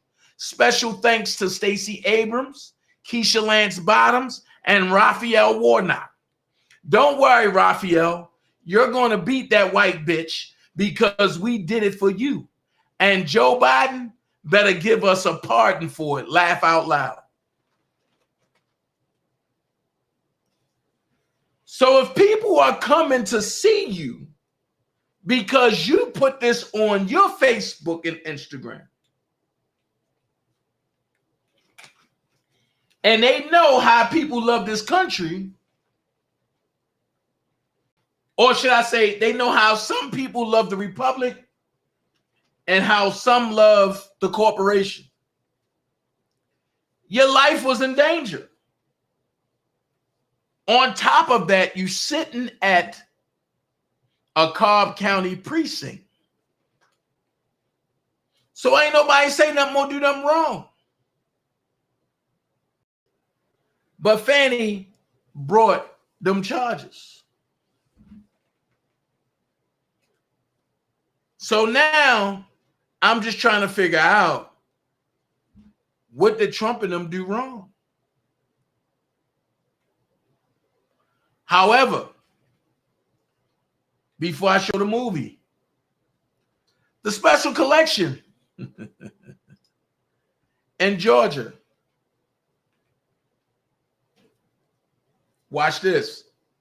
This open link special collection offers an in-depth look at True the Vote's election integrity efforts in Georgia. It is not a complete recitation of True the Vote's work. For that, we would have to start over a decade ago. Instead, this collection is meant to highlight a series of extraordinary events that began in 2020, are happening at the time of this publication, and by all indications will continue throughout 2024. Certain documents, video clips, and other exhibits will not be immediately released for reasons including active litigation, protective orders, and ongoing research. Open Ink will add exhibits to this collection as events unfold. Note on video, True to Vote currently stores over 100 hard drives containing Georgia ballot Dropbox surveillance video, ranging in size from 8 to 90 terabytes. This body of evidence was collected by True to Vote through county-specific open records requests. The drives have been preserved strictly as provided to them. Okay? Watch this. This is the True to Vote. This is what they talking about Georgia. I ain't going to play this whole thing. I'm going to play a little bit. Yeah, I think for us, the big takeaway from all of this and from the special collection on Open Ink, where you can see much of the behind the scenes explanation over these past several years, I think the big takeaway is that we are focused on understanding the strengths and weaknesses of our election process. It just so happens that the efforts stacked against one particular candidate in this time have borne out a story that no one could have imagined. No one could have imagined that a year after the movie comes out, it's still making headline news, and that's really for one reason: the continued effort, the continued attempts to target and take out Donald J. Trump. We would have done the research whether or not Donald Trump would have been at issue, because we recognize the exploitation of process. And True the Vote's history shows that our interest is in uncovering the subversion of process that can be easily exploited and manipulated to the gain of those who know, where the skeletons are hidden. We would have done this anyway. We would have done it anyway coming out of the 2020 election, the 2021 runoff in Georgia, because we knew as a practical matter that the process was at risk. What has happened since then is something that one day the history books will see in full context. The attempt to target and silence one individual. We happen to be caught up in that crossfire. And I'm going to stop that there, because now I'm going to give you a timeline. This is the 2020 election, November 3rd, general election. November the 6th, informant report. November the 8th, conceived plan to measure whether drop boxes could be exploited in 2021 runoff election and begin project preparations. November 11th, Georgia lawsuit filed, underwritten by True to Vote, withdrawn due to lack of available data. November 13th to the 18th, Georgia statewide risk limiting audit recount. Now look, Georgia, Kemp refused to give the data over to True to Vote once they filed the lawsuit. November 13th, Georgia County certification, OCGA 122493K. November the 20th, Georgia Secretary of State Roethlisberger and Governor George Kemp certify election. November the 22nd, President Trump requests recount as allowed by Georgia law. Now we in December 2020. December the 7th, state recertifies election results. So they never counted. They told y'all they counted, but they never counted. True to Vote offers online training material to Georgia State Democrat and Republican parties. Republicans acknowledge and a positive press statement is released. The Democrats never acknowledged it. I wonder why. December the 16th, begin making geospatial data purchases. Meet with Georgia Secretary of State and staff, and they talking about the scamming.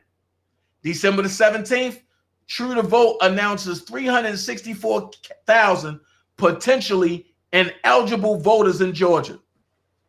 Uh-oh.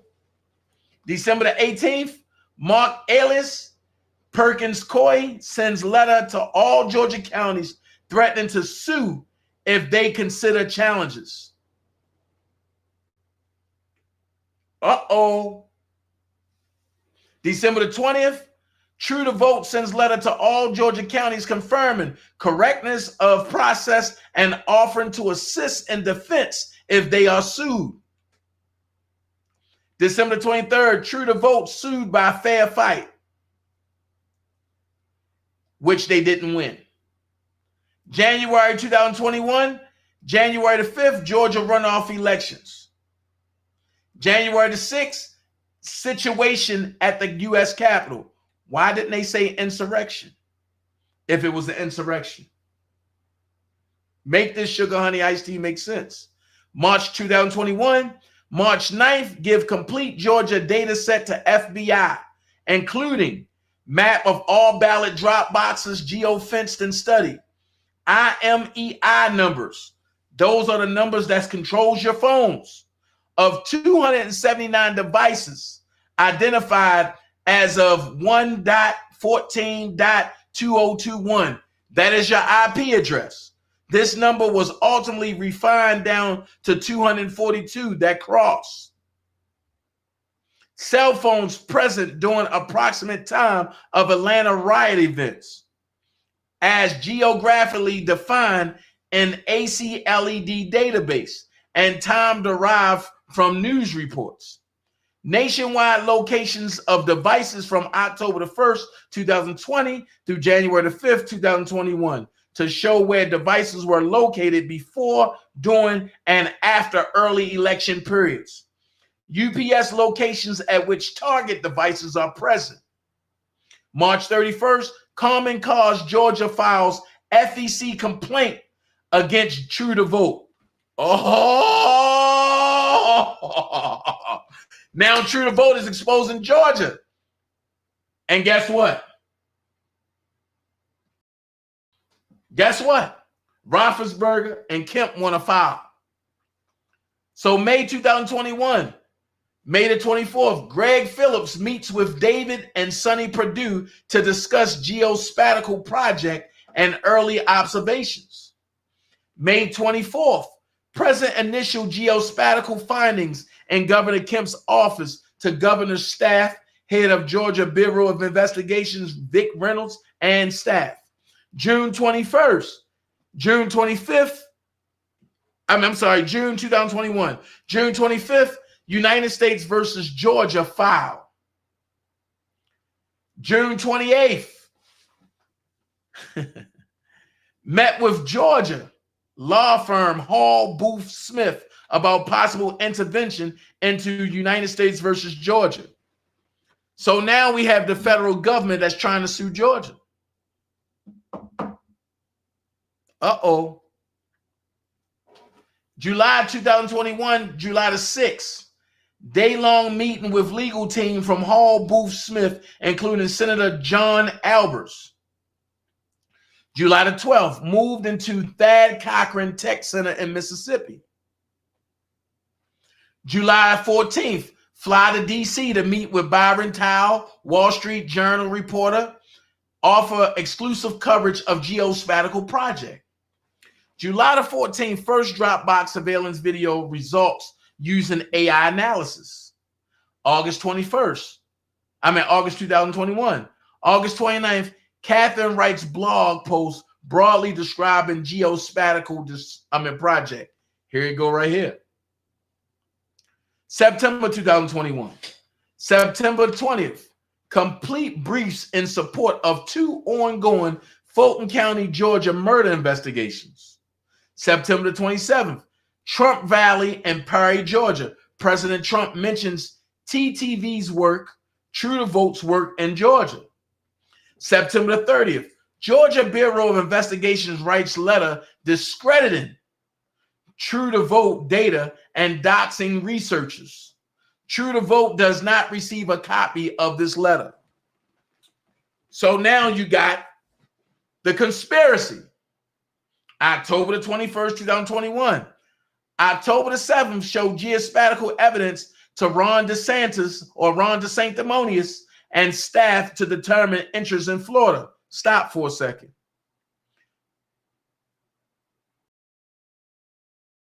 I wonder who called the Bureau of Investigations, the GBI.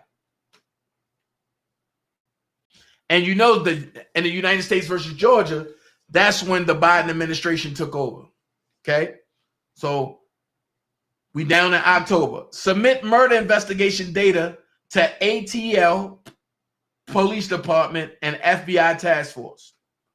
Off the record meeting with Georgia Security of State team to discuss Dropbox information and next steps. October the 16th, meeting with Salem Media to discuss possible movie.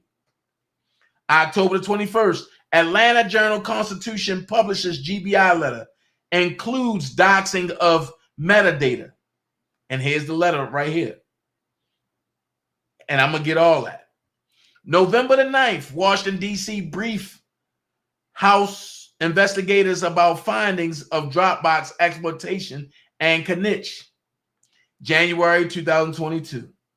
January the 5th, Roethlisberger announces intent to open investigation. That was just to shut people up. January 11th, contacted by Georgia investigator Dana DeWeese via email. January the 30th, Houston, Texas. They shot 2,000 mules, which we will be watching tonight. Interview with Denisha D'Souza.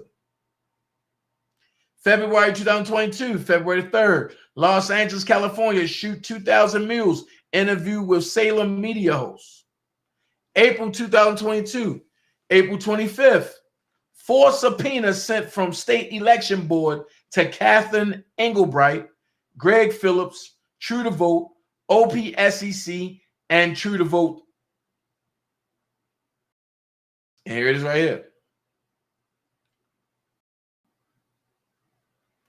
May 2022, May the 2nd, 2,000 mules premiere. May the 2nd, lease canceled at Thad Cochran Tech Center due to media pressure. Relocate data center to undisclosed location. So because 2,000 Mills came out, Thad Cochran Tech Center, they terminated the lease. August 2022, August 13, the Pit in Arizona.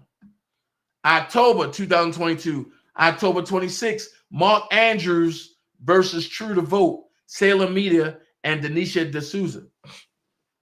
July 23rd, July 11th.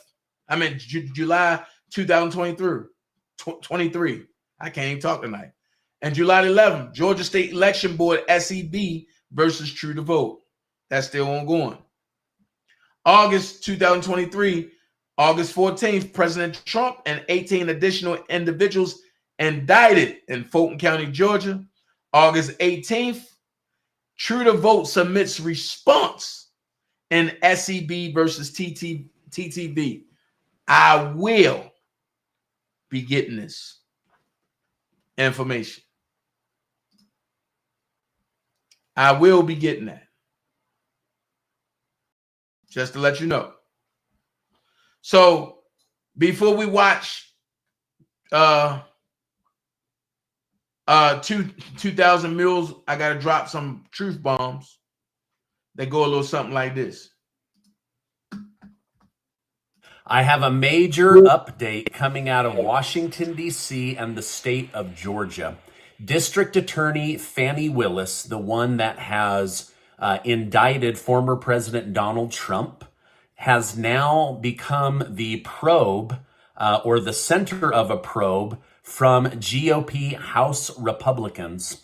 House Judiciary Committee Chairman Jim Jordan has written a letter to Fanni Willis questioning her and demanding that she respond with whether she coordinated with the U.S. Federal Justice Department, whether she's had any conversations with Special Counsel Jack Smith, who's also attempting to indict and imprison Donald Trump, and whether she used any federal tax money to go after the former president. Now, we know that she ran her campaign on being able to arrest Donald Trump. She's been able to do that. He's been indicted. That does not mean that he's guilty. That doesn't mean that he's going to jail. That's why he was, they took a mugshot, fingerprints, read him what they were coming after him for, and then he was released. But now the tables have turned. Republicans are now investigating whether she is part of something, and they're threatening to subpoena her and bring her in under oath to see if she has been colluding. At the same time, Miss Willis has had old Facebook posts that people have gone in and found where she actually questioned the... Hold on. Hold on. Hold on. I told y'all she was part of the conspiracy. Hold on. Georgia could determine who is our next president. A team of lawyers need to watch them count every single vote. They can start in Fulton where we are having water leaks. What ballots are they throwing out? Georgia, let's give an honest accounting. No stunts. Hold on. So for the same thing that she's charged Trump and everybody else on, she did? Uh-oh. Let's finish. Election in Georgia and the integrity of the election in Georgia. The very same thing that she's indicting the former president on. So this is a developing story. It's a major twist. House Republicans are going after Fanni Willis to see if she has been colluding with federal people to go after a former president. Fanni has exposed herself. And I don't feel sorry for her. At first I did. But let me let y'all look at some mistakes. Hold on, before I do that.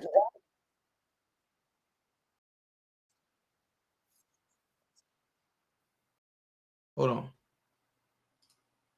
Before I go there, understand this. in the election, right? And I'm about to put this up on my mugshot. I'm about to put the Trump mugshot up as my joint too. When the presidential and the count was halted that Fanni Willis was on, and I showed that yesterday. Go look at my live from yesterday where y'all see Fanni Willis on the ballot and the person put a dot there for Fanni Willis, but they wanted the Republican to win. So check this out. As a reminder, when the count was halted in Pennsylvania, Trump was up by 682,000 votes. 15.2%. In Georgia, Trump was up by 311,000 votes, 7.5%. In Michigan, Trump was up by 307,000 votes, 9.8%. In Wisconsin, Trump was up by 128,000 votes, 4.9%. In North Carolina, Trump was up by 77,000 votes, 1.4%.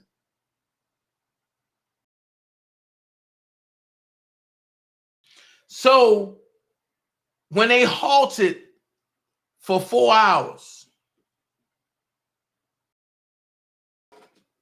all these numbers were succumbed by these fake ballots. The question is, how do you explain that when this is happening with 93% reporting all over? You only have 15% left in Pennsylvania, 7.5% in Georgia, 9.8% in Michigan, 4.9% in Wisconsin, and you have 1.4% left to vote in North Carolina. Mathematically, it's impossible for you to overcome them type of numbers. So now you telling me math ain't mathing. I'm just saying.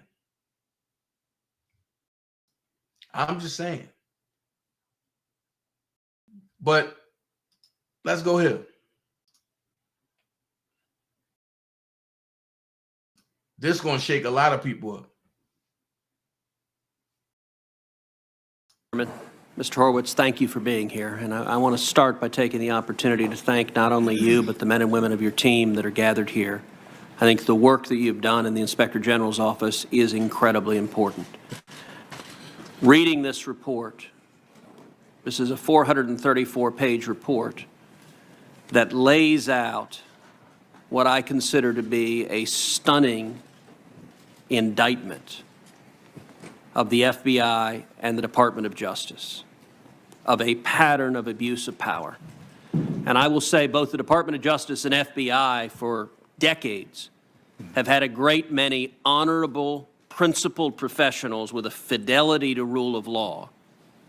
And this indictment, I'm an alumnus of the Department of Justice. This pattern of facts makes me angry. And it makes anyone who expects law enforcement to be nonpartisan and faithful to the law, it should make them angry as well. Now, the press has focused on your specific conclusion that you did not find evidence of political bias. That's a judgment you have. I disagree with that judgment. But I think that judgment is in many ways the least significant component of this report. I think the facts that are in this report need to be understood, and they should be deeply chilling to anyone who understands the facts in this report, and then people can draw the inference as to why that pattern of abuse occurred. Do you agree with that?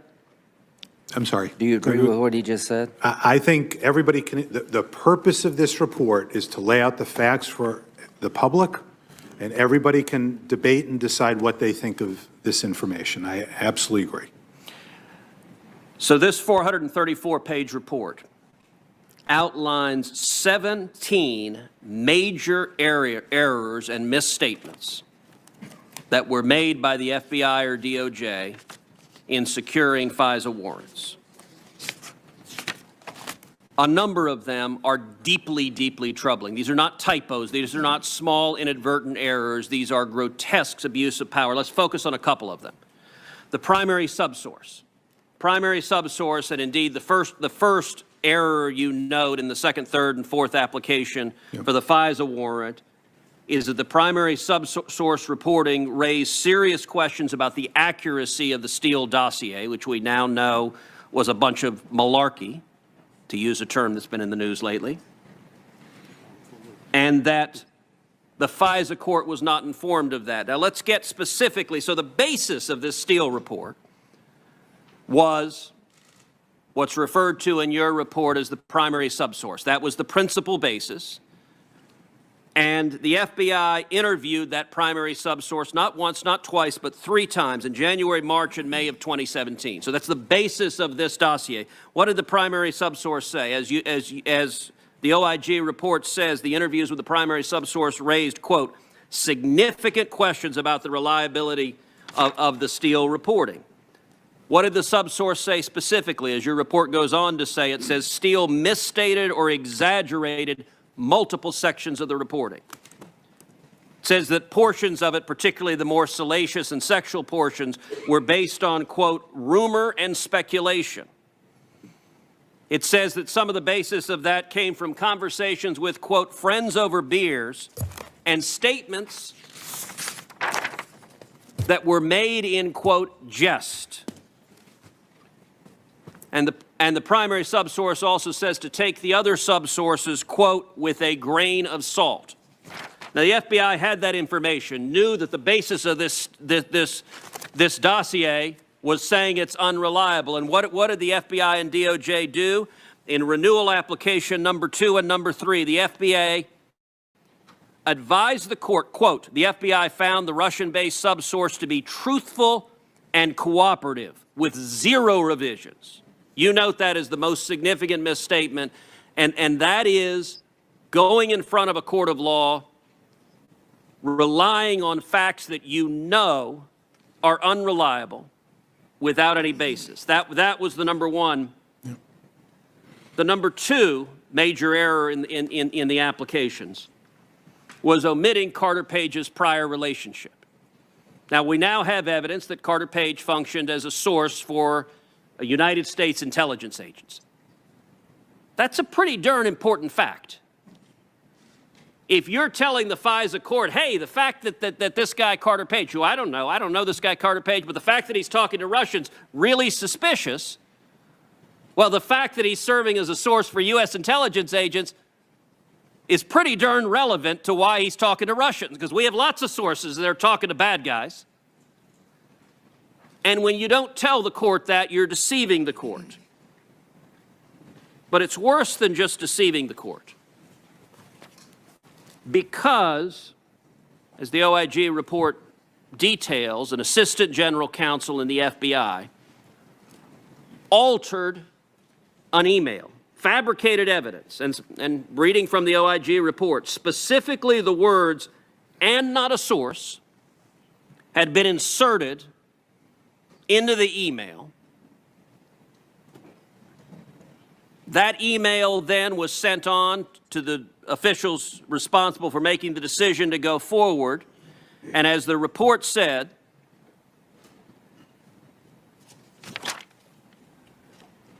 let me read on page 256 of the OIG report, the final paragraph. Consistent with the Inspector General Act of 1978 and following OIG's discovery that the OGC attorney had altered the email that he sent to the supervising agent, who thereafter relied on it to swear out the final FISA application. So the men and women at home need to know what's happening. A lawyer at the FBI creates fraudulent evidence, alters an email, that is in turn used as the basis for a sworn statement to the court that the court relies on. Am I stating that accurately? That's correct. That is what occurred. Now, you have worked in law enforcement a long time. Is the pattern of a Department of Justice employee altering evidence and submitting fraudulent evidence that ultimately gets submitted to a court, is that commonplace? Is that typical?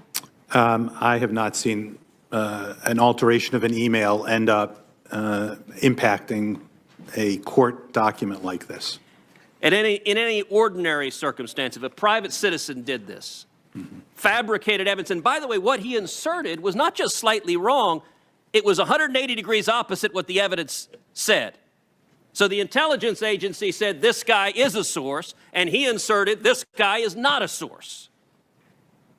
If a private citizen did that in any law enforcement investigation, if they fabricated evidence and reversed what it said, in your experience, would that private citizen be prosecuted for fabricating evidence, be prosecuted for obstruction of justice, be prosecuted for perjury?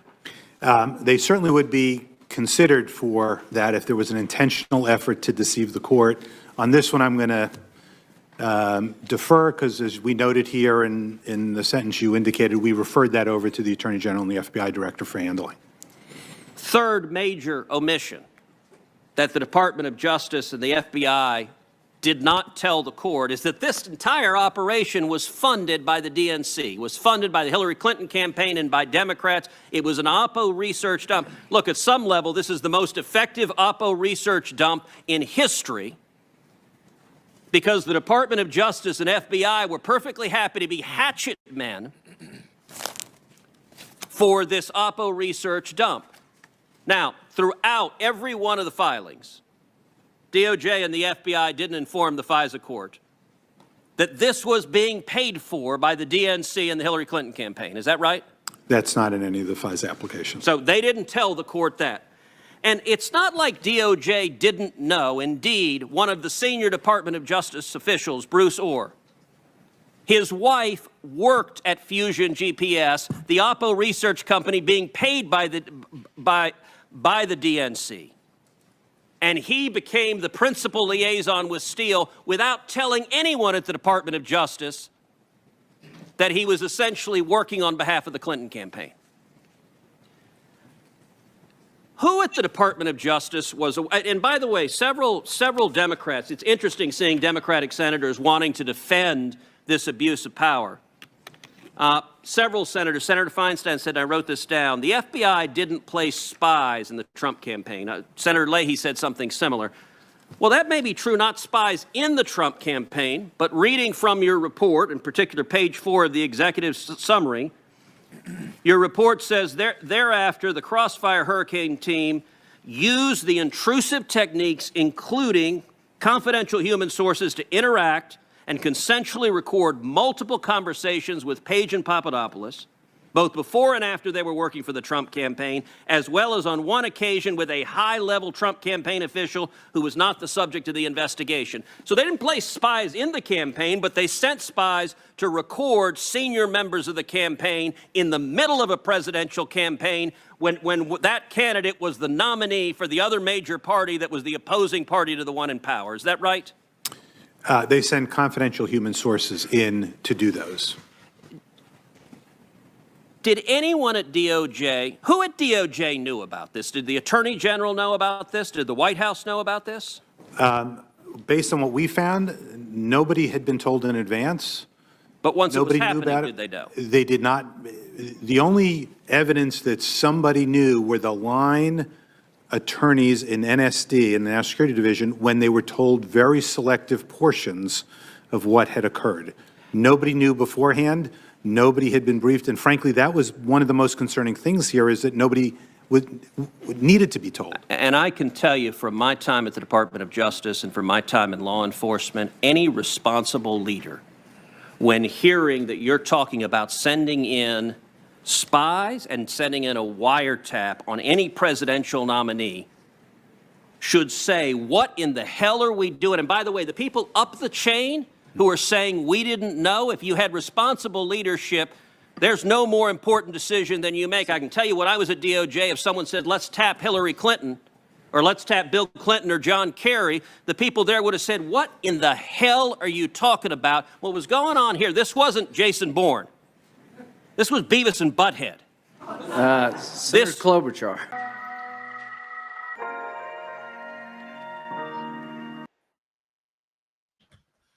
So that clears Trump from this Russian collusion bullshit that they've been talking about. Where's the Russian collusion? I got one more for you. Some folks might not like this one. Check it out. President Trump's legal spokeswoman, now legal spokeswoman, Alina Hobbs. It's good to see you, Alina. Fox News legal analyst Greg Jarrett. He didn't look happy in that mugshot, I'll say that. And who would be happy? This is now the fourth time that this has happened. This is unprecedented. We've never had a former president ever indicted. We never had a chief political rival of the opposition party ever, treated like this before. You look at the case, let's analyze it from a legal standpoint. Sure. It's garbage. How about a very plain, simple English standpoint? When you have the president whose sole responsibility is to take care of America, the Constitution, election interference, and make sure that we are the America that I used to know, not the America you and I know now. And he is then prosecuted because he is leading so significantly, frankly, in the polls that he doesn't even need to go on a debate. This is the crisis that we're in as American people. There is no case. Unfortunately, we have library books, Sean. We have bookkeeping because they didn't like the category on the QuickBooks tab that he put on a legal expense. And then we have this, which is him doing his job as the president of the United States, frankly, something we haven't seen for several years since Biden's been in the administration. Yeah. And they're going to try and put him in prison because they can't beat him. Let's talk about, and by the way, how do you get 4 trials in during a primary season into a general election season? It would be an impossibility from my standpoint. Right. Now, in the case of this RICO case, the obligation to prove intent is critical on all of these charges. In other words, that the defendant acted with the intention of committing a crime or a fraud. I would bet every penny I had that if you gave Donald Trump a lie detector test and you asked him whether he believed everything that he was saying, the answer would be 1,000% yes. And yet we have these, historically, we've had other slates of electors brought forward. How did this happen, and how do you prove intent, Greg Jarrett? Well, I don't think you can in this particular case. Proving a criminal state of mind means that the district attorney has to prove that Donald Trump was aware that what he was doing was unlawful. Everything we know about his conduct leading up to the certification of electors is that he thought he was availing himself properly of the legal process. And Exhibit A, and this is the most exculpatory for the president, is his conversation with the Secretary of State in Georgia, in which he is complaining about ballot irregularities, faulty machines, valid votes that aren't being counted, invalid votes that are being counted, election laws that are being violated, petitions that are being ignored, and in the end, he is demanding a recount and a review, which, by the way, Brad Raffensperger has a duty to do. So he's asking him, do your duty. Fanni Willis is misrepresented and lied in an earlier filing about what Donald Trump said, claiming he said, you need to find 11,780 votes. That's not what he said. Read the transcript or listen to the conversation. It is a long transcript. Right. And in that transcript, at times he's talking about there are hundreds of thousands of votes that you guys got wrong. Right. He is saying, I need to find that many votes because that is my vote deficit. Well, every losing candidate says that, which is why they ask for reviews, recalculations, and recounts. It's perfectly lawful. It is not criminal intent. All right, Alina, let me ask you this. In the case in Washington, they want to start the trial on January 2nd. Interesting. In Georgia, they want to start on March 4th. Okay, that's a Monday. On Tuesday, the next day, that would be called Super Tuesday, one of the most important primary days for anybody that is running for president. Is there any possible way you foresee that he can run a presidential race, be tried on have 4 separate trials and successfully compete? Or, did they just take his time away as a candidate and he's good luck to him, and who cares? Well, that's exactly right. And quite honestly, Sean, that's not even the full picture. We have Letitia James. Let's not forget her. She's about as sick a ticket as Jack Smith and the rest of them. Well, she ran on a platform to get one man, Donald Trump, one organization, the Trump organization, and one family, the Trump family. Right, that's right. So you have DAs and AGs who are now able to come out and say, I want to get Donald Trump and elect me on that cause, and I'm going to do it. Then they do it. So we have October, Letitia James. We have January, E. Jean Carroll. Then we have the criminal indictments. Don't forget those. Those are all by design. So everything is, the judges can't move, they don't want to move, and they want a speedy trial. But they've had years and years and years to investigate these cases, but they didn't bring it until now, and now they need a speedy trial. It's political interference and election interference. You believe that? 2.5 years they waited. Real quick. Oh, absolutely. Now they want the first trial to happen in 2 months. But what Alina just said is really important. It's a violation of the canons of ethics that govern prosecutors to campaign on a promise of putting a specific individual behind bars. Their duty is to see that justice is done, not to gain a conviction based on their own ambitions and desire to advance their career. But that's what Fanni Willis has done, Letitia James, as well as Alvin Bragg. All right. Hey, Sean Hannity here. Hey, click here to subscribe to Fox News YouTube page and catch our hottest interviews and most compelling. Well, there you have it. There you have it. It's no case. But wait a minute. It gets a little deeper. It gets a little deeper. Is Facebook or any other social? Fanni Willis is running with there's no election interference, right?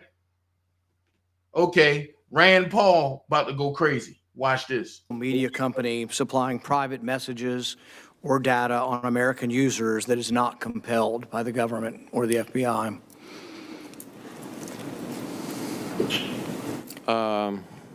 Not compelled. In other words, not in response to legal process. No warrant, no subpoena. They're just supplying you information on their users. I don't believe so, but I can't sit here and be sure of that as I sit here. Can you give us a yes or no by going back to your team and asking? Because it's a very specific question, because if they are, it's against the law. The law, the Stored Communications Act, the Electronic Communications Privacy Act of 1986 prohibits providers from sharing electronic communications with any person or entity unless it's compelled. This was done to protect the privacy of people so we could feel like we can send an email or direct message to people without having that information given over. It's a very specific question. Will you get with your team of lawyers and give us a specific answer? Because this is the law. If you're doing it, then we need to go to court to prevent you from receiving this information. Well, I can tell you that I'm quite confident we're following the law, but what I will also Well, that's not the answer. That's not the answer. But I will also follow up with you to make sure that we get you more information, more detailed information. Is the FBI obtaining anonymous social media data and then using technical methods to pierce the anonymous nature of the data? Anonymous social media data? So you purchase data. People purchase data all the time, and we sort of tolerate it for advertising and things because it's anonymous data. Are you purchasing what is said to be anonymous data through the marketplace and then piercing the anonymous nature to attach individual names to that data? Right. But when you asked about anonymous data, I was thinking more in terms of... No, I'm talking about data that is out there. And are you purchasing data and then piercing the anonymous nature of that data? So the manner in which we usually use the term commercial data is probably longer than I could explain here. But again, let me have a so you aren't prepared. You will not answer the question of whether or not you're attaching names to anonymous data. I think it's a more complicated answer than I can give here. So far we're 0 for 2 with getting you to answer this, but you're pledging you will actually answer the question, because you have to realize the frustration.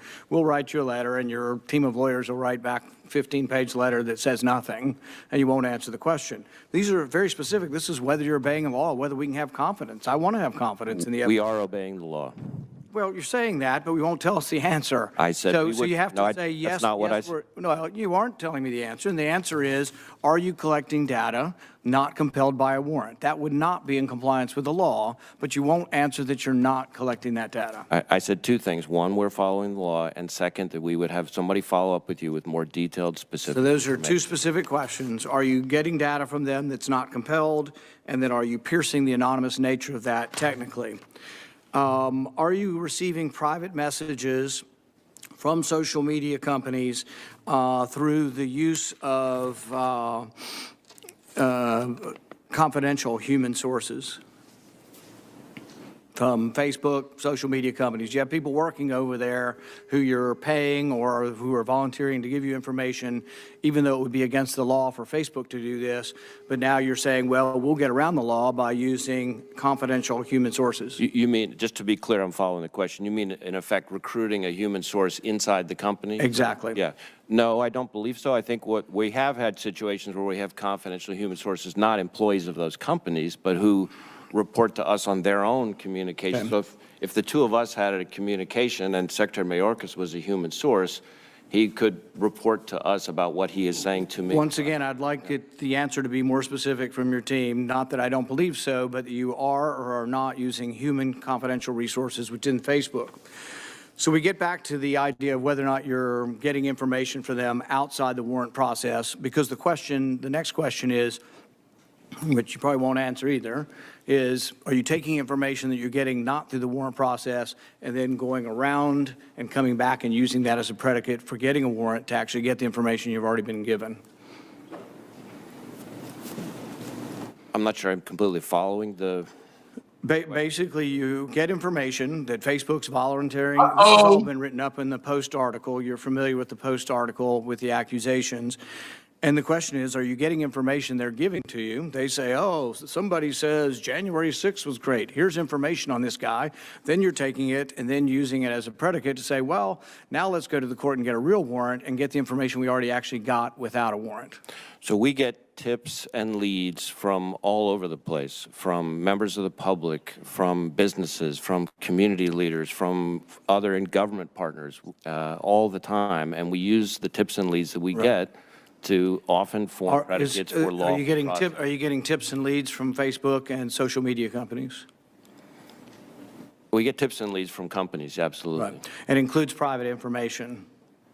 I'm not aware of us receiving any tips or leads. Because see, here's the point is, you may think it's just jolly well to get all this stuff without a warrant that people volunteer to you, but many of us are alarmed that you're getting this information that are private communications between people because it is against the law. It's against the law for Facebook or social media companies to give it to you, but it's also against the law for you to receive it. So you're going to have to very specifically go back with your team and search over whether you're doing it, not just say, we're probably not, we obey the law, we're good people. Well, no, there are doubts because this has been reported. Even the FBI, when you responded to the New York Post article, said that companies are referring information to the FBI with investigative value relating to foreign malign influence. Now, there'd probably be a great deal more tolerance about that if it's foreign malign influence, but the question is, are you also receiving information on so-called domestic? But what would that mean? Is someone questioning whether paper ballots are an accurate way of running election? Is that good enough for you to be getting our private information because we have a political beef with the way votes are counted or recorded in our country? Is that something that you're collecting information on? Are they giving you information on private things that you've told them, well, people who question the election, we want to hear about these people, and so then they're giving you this information? Are you receiving information? I'll give you two classic examples that I think happen with some frequency. One, if we supply information to, say, Facebook or any number of other technology companies about foreign accounts, Russian intelligence service, for example, accounts, when they then look in their system for those accounts, they often find other accounts related to those, and they provide tips and leads back to us about those. That's one example. A second would be a situation where a technology company encounters a threat of violence on their platform on their services, and they provide tips and leads to us, and we follow up on those threats of violence. And there's probably not a lot of disagreement about that. The question is when we start to talk about political speech. And that is the question, are you receiving things that could be interpreted? And we'd want to know, and if you're not going to admit to us, whether it's political speech, someone who questions the election, someone who is mad about something that is going on, but it's not saying they're directly going to commit violence. They're mad about things. What the New York Post article said is, yes, you're getting this. And then when they're finally read in context, and this is from a whistleblower, which makes us suspect you're not being forthcoming or honest with us, is that whistleblowers are saying you are receiving this information from Facebook and others, and that you are going around the Constitution and to come back and try to get warrants for it. But then once you read it, there's been no actionable intelligence on this, but this is an active program that you've got. You work for the government. You should admit to us whether or not you have a program going after our speech. Thank you, Senator Paul. We investigate violence, not speech. Thank you, Senator Paul. Senator Langford, you're recognized for your questions. Mr. Chairman, thank you. Thank you to all three of you and the service that you give to the country on this. We do have lots of questions just about process and how things are going on this. Secretary Mayorkas, you and I have talked about Title 42 for about 18 months. And I've asked you the question, what happens when Title 42 goes away? And for 18 months, you've said, we're working on it.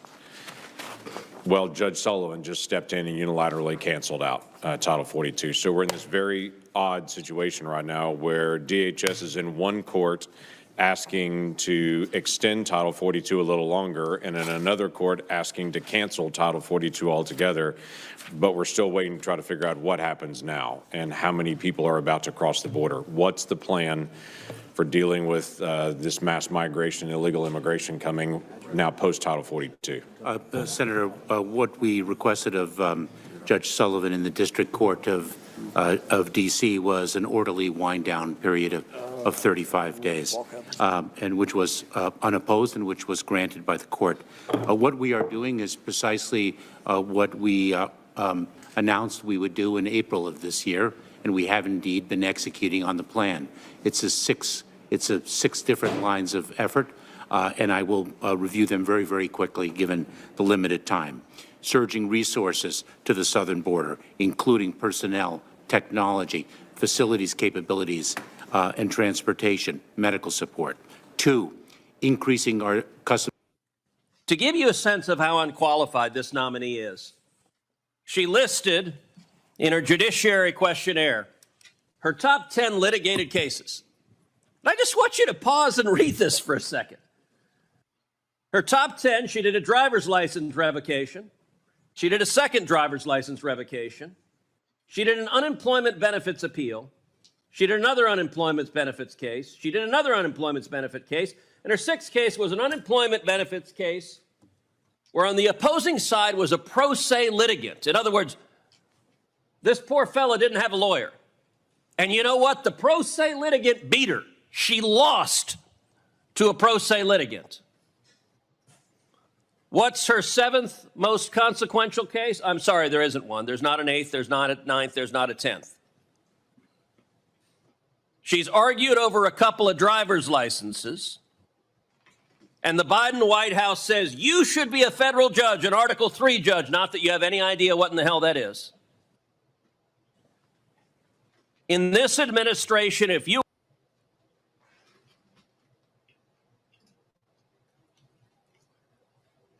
Hold on.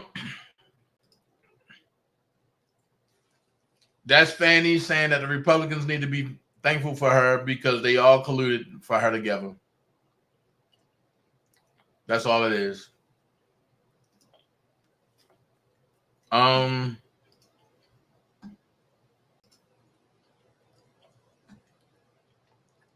This is why they want Trump gone. Listen to this. You know what? Donald Trump did his most damage in Georgia. He sucked the soul out of the Republican Party here. He's sucked the morality out of the Republican Party, the fiscal responsibility out of the Republican Party. He sucked our winning percentage out of the Republican Party. He's taken everything from us, and it is our turn to take it back, right? It's our turn to win elections based on the policies that we think we're better on. This is the prime spot for us to take Joe Biden to the woodshed and call him out for not running the border right, not protecting our communities, not putting our best foot forward internationally. These are our moments in time. Right. Well, if we make this about the three-ring circus of Donald Trump, we will lose. So That's why they turned on Trump. So now what we're going to do is we're going to watch the movie 2,000 Mules that everybody been talking about. Okay? Here you go. Download on my Locals channel. Go to 2000mules.locals.com. You have two choices. Oh, hold on. Hold on. 2,000.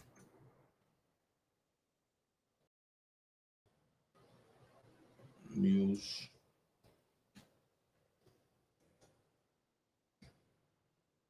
Locals, LOC.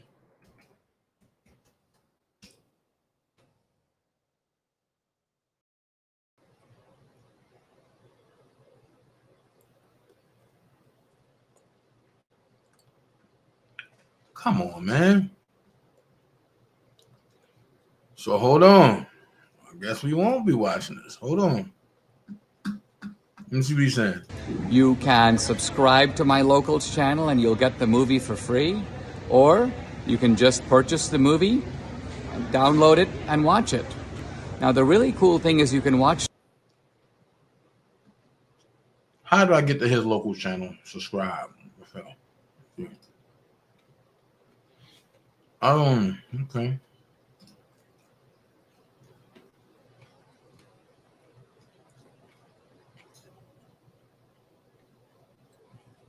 Oh.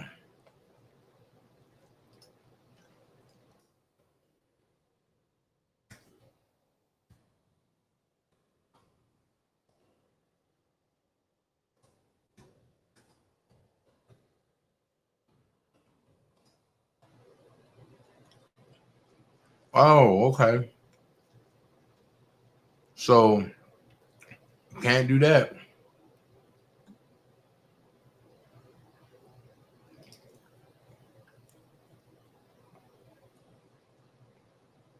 Hold on.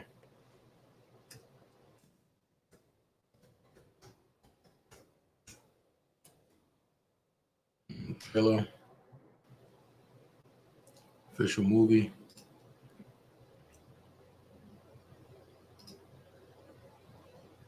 That's not it.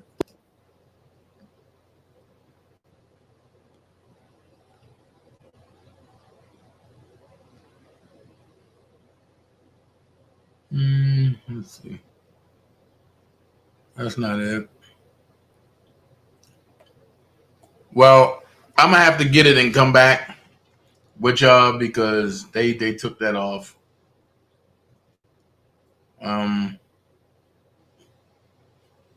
I thought I had it.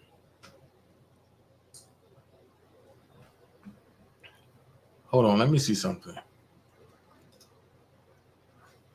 Let me see something. I thought I had it.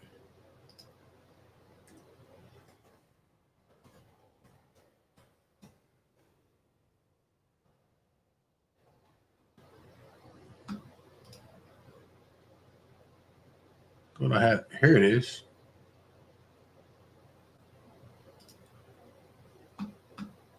Here it is. I knew I had it. Sorry about that, y'all. I knew I had it. Hold on.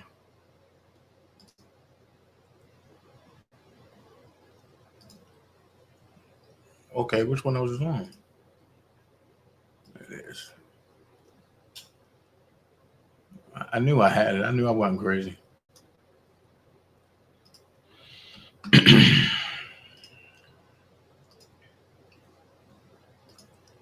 Here it is.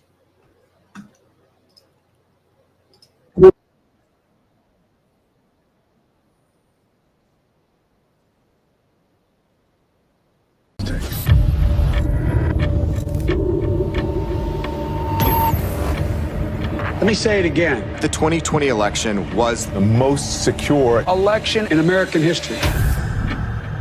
Let me begin by asking a very simple question. Do we know the truth about what really happened in the 2020 election? I think millions of Americans know something went wrong, and they have little pieces, and no one's really put it together. I'm agnostic on this question, and I am awaiting more information. If I believed the president were a Nazi, I might steal an election. Bold, Accusations require bold evidence, and they haven't seen it.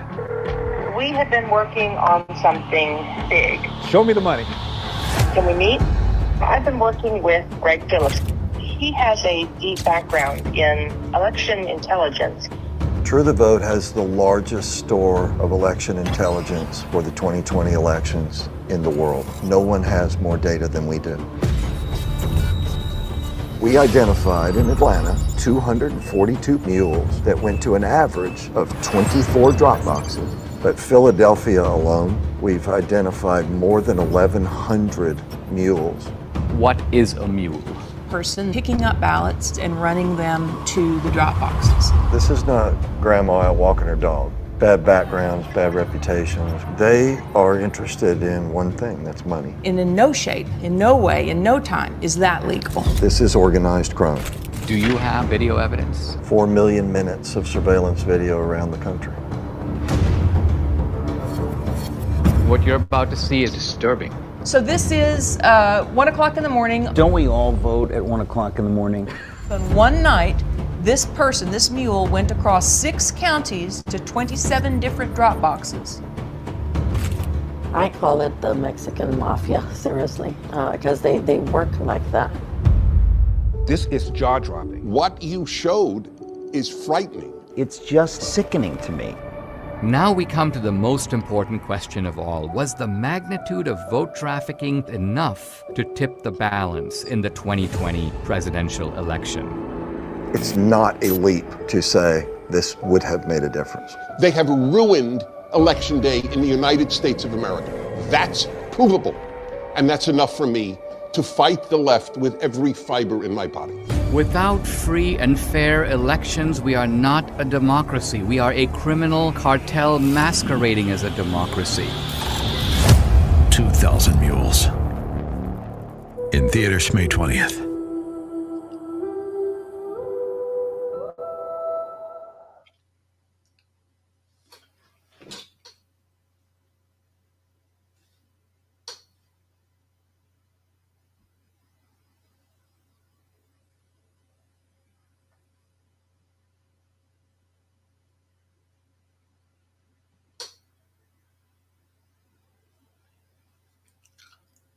This ain't it.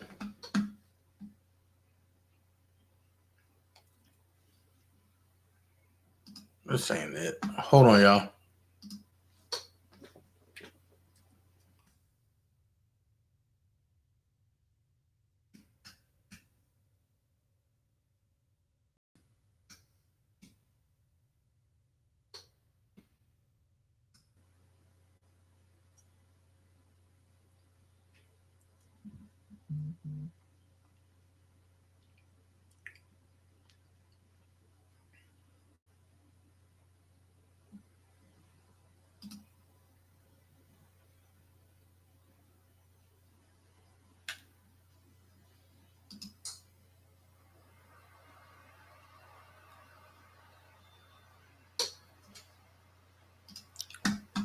Hold on, y'all. I'm gonna find this thing.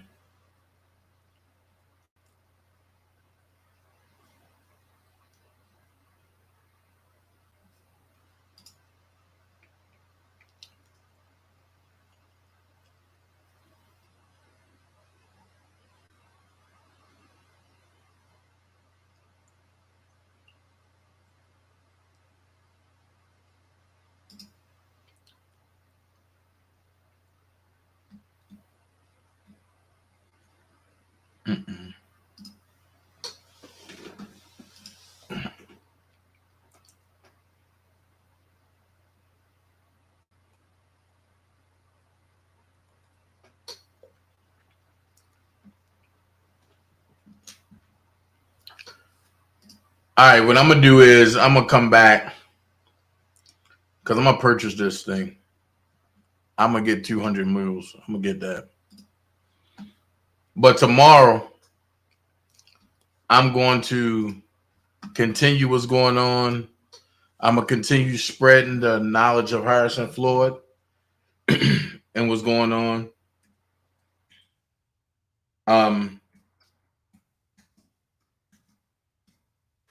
I'm just, I'm just ready to see what's going on, man. I'm ready to help folks. And that's what we do. All right? So, like I say, if Dane ain't doing it, ain't nobody else doing it. So, it's 1 o'clock in the morning. I ain't going to hold y'all. Y'all go ahead and get some rest because tomorrow we going hard. All right? Y'all be blessed. DanaJay up out of here. Peace. When the chips are down, these civilized people, they'll eat each other. When the chips are down, these civilized people, they'll eat each other. When the chips are down, these civilized people, they'll eat each other. When the chips are down, these civilized people, they'll eat each other.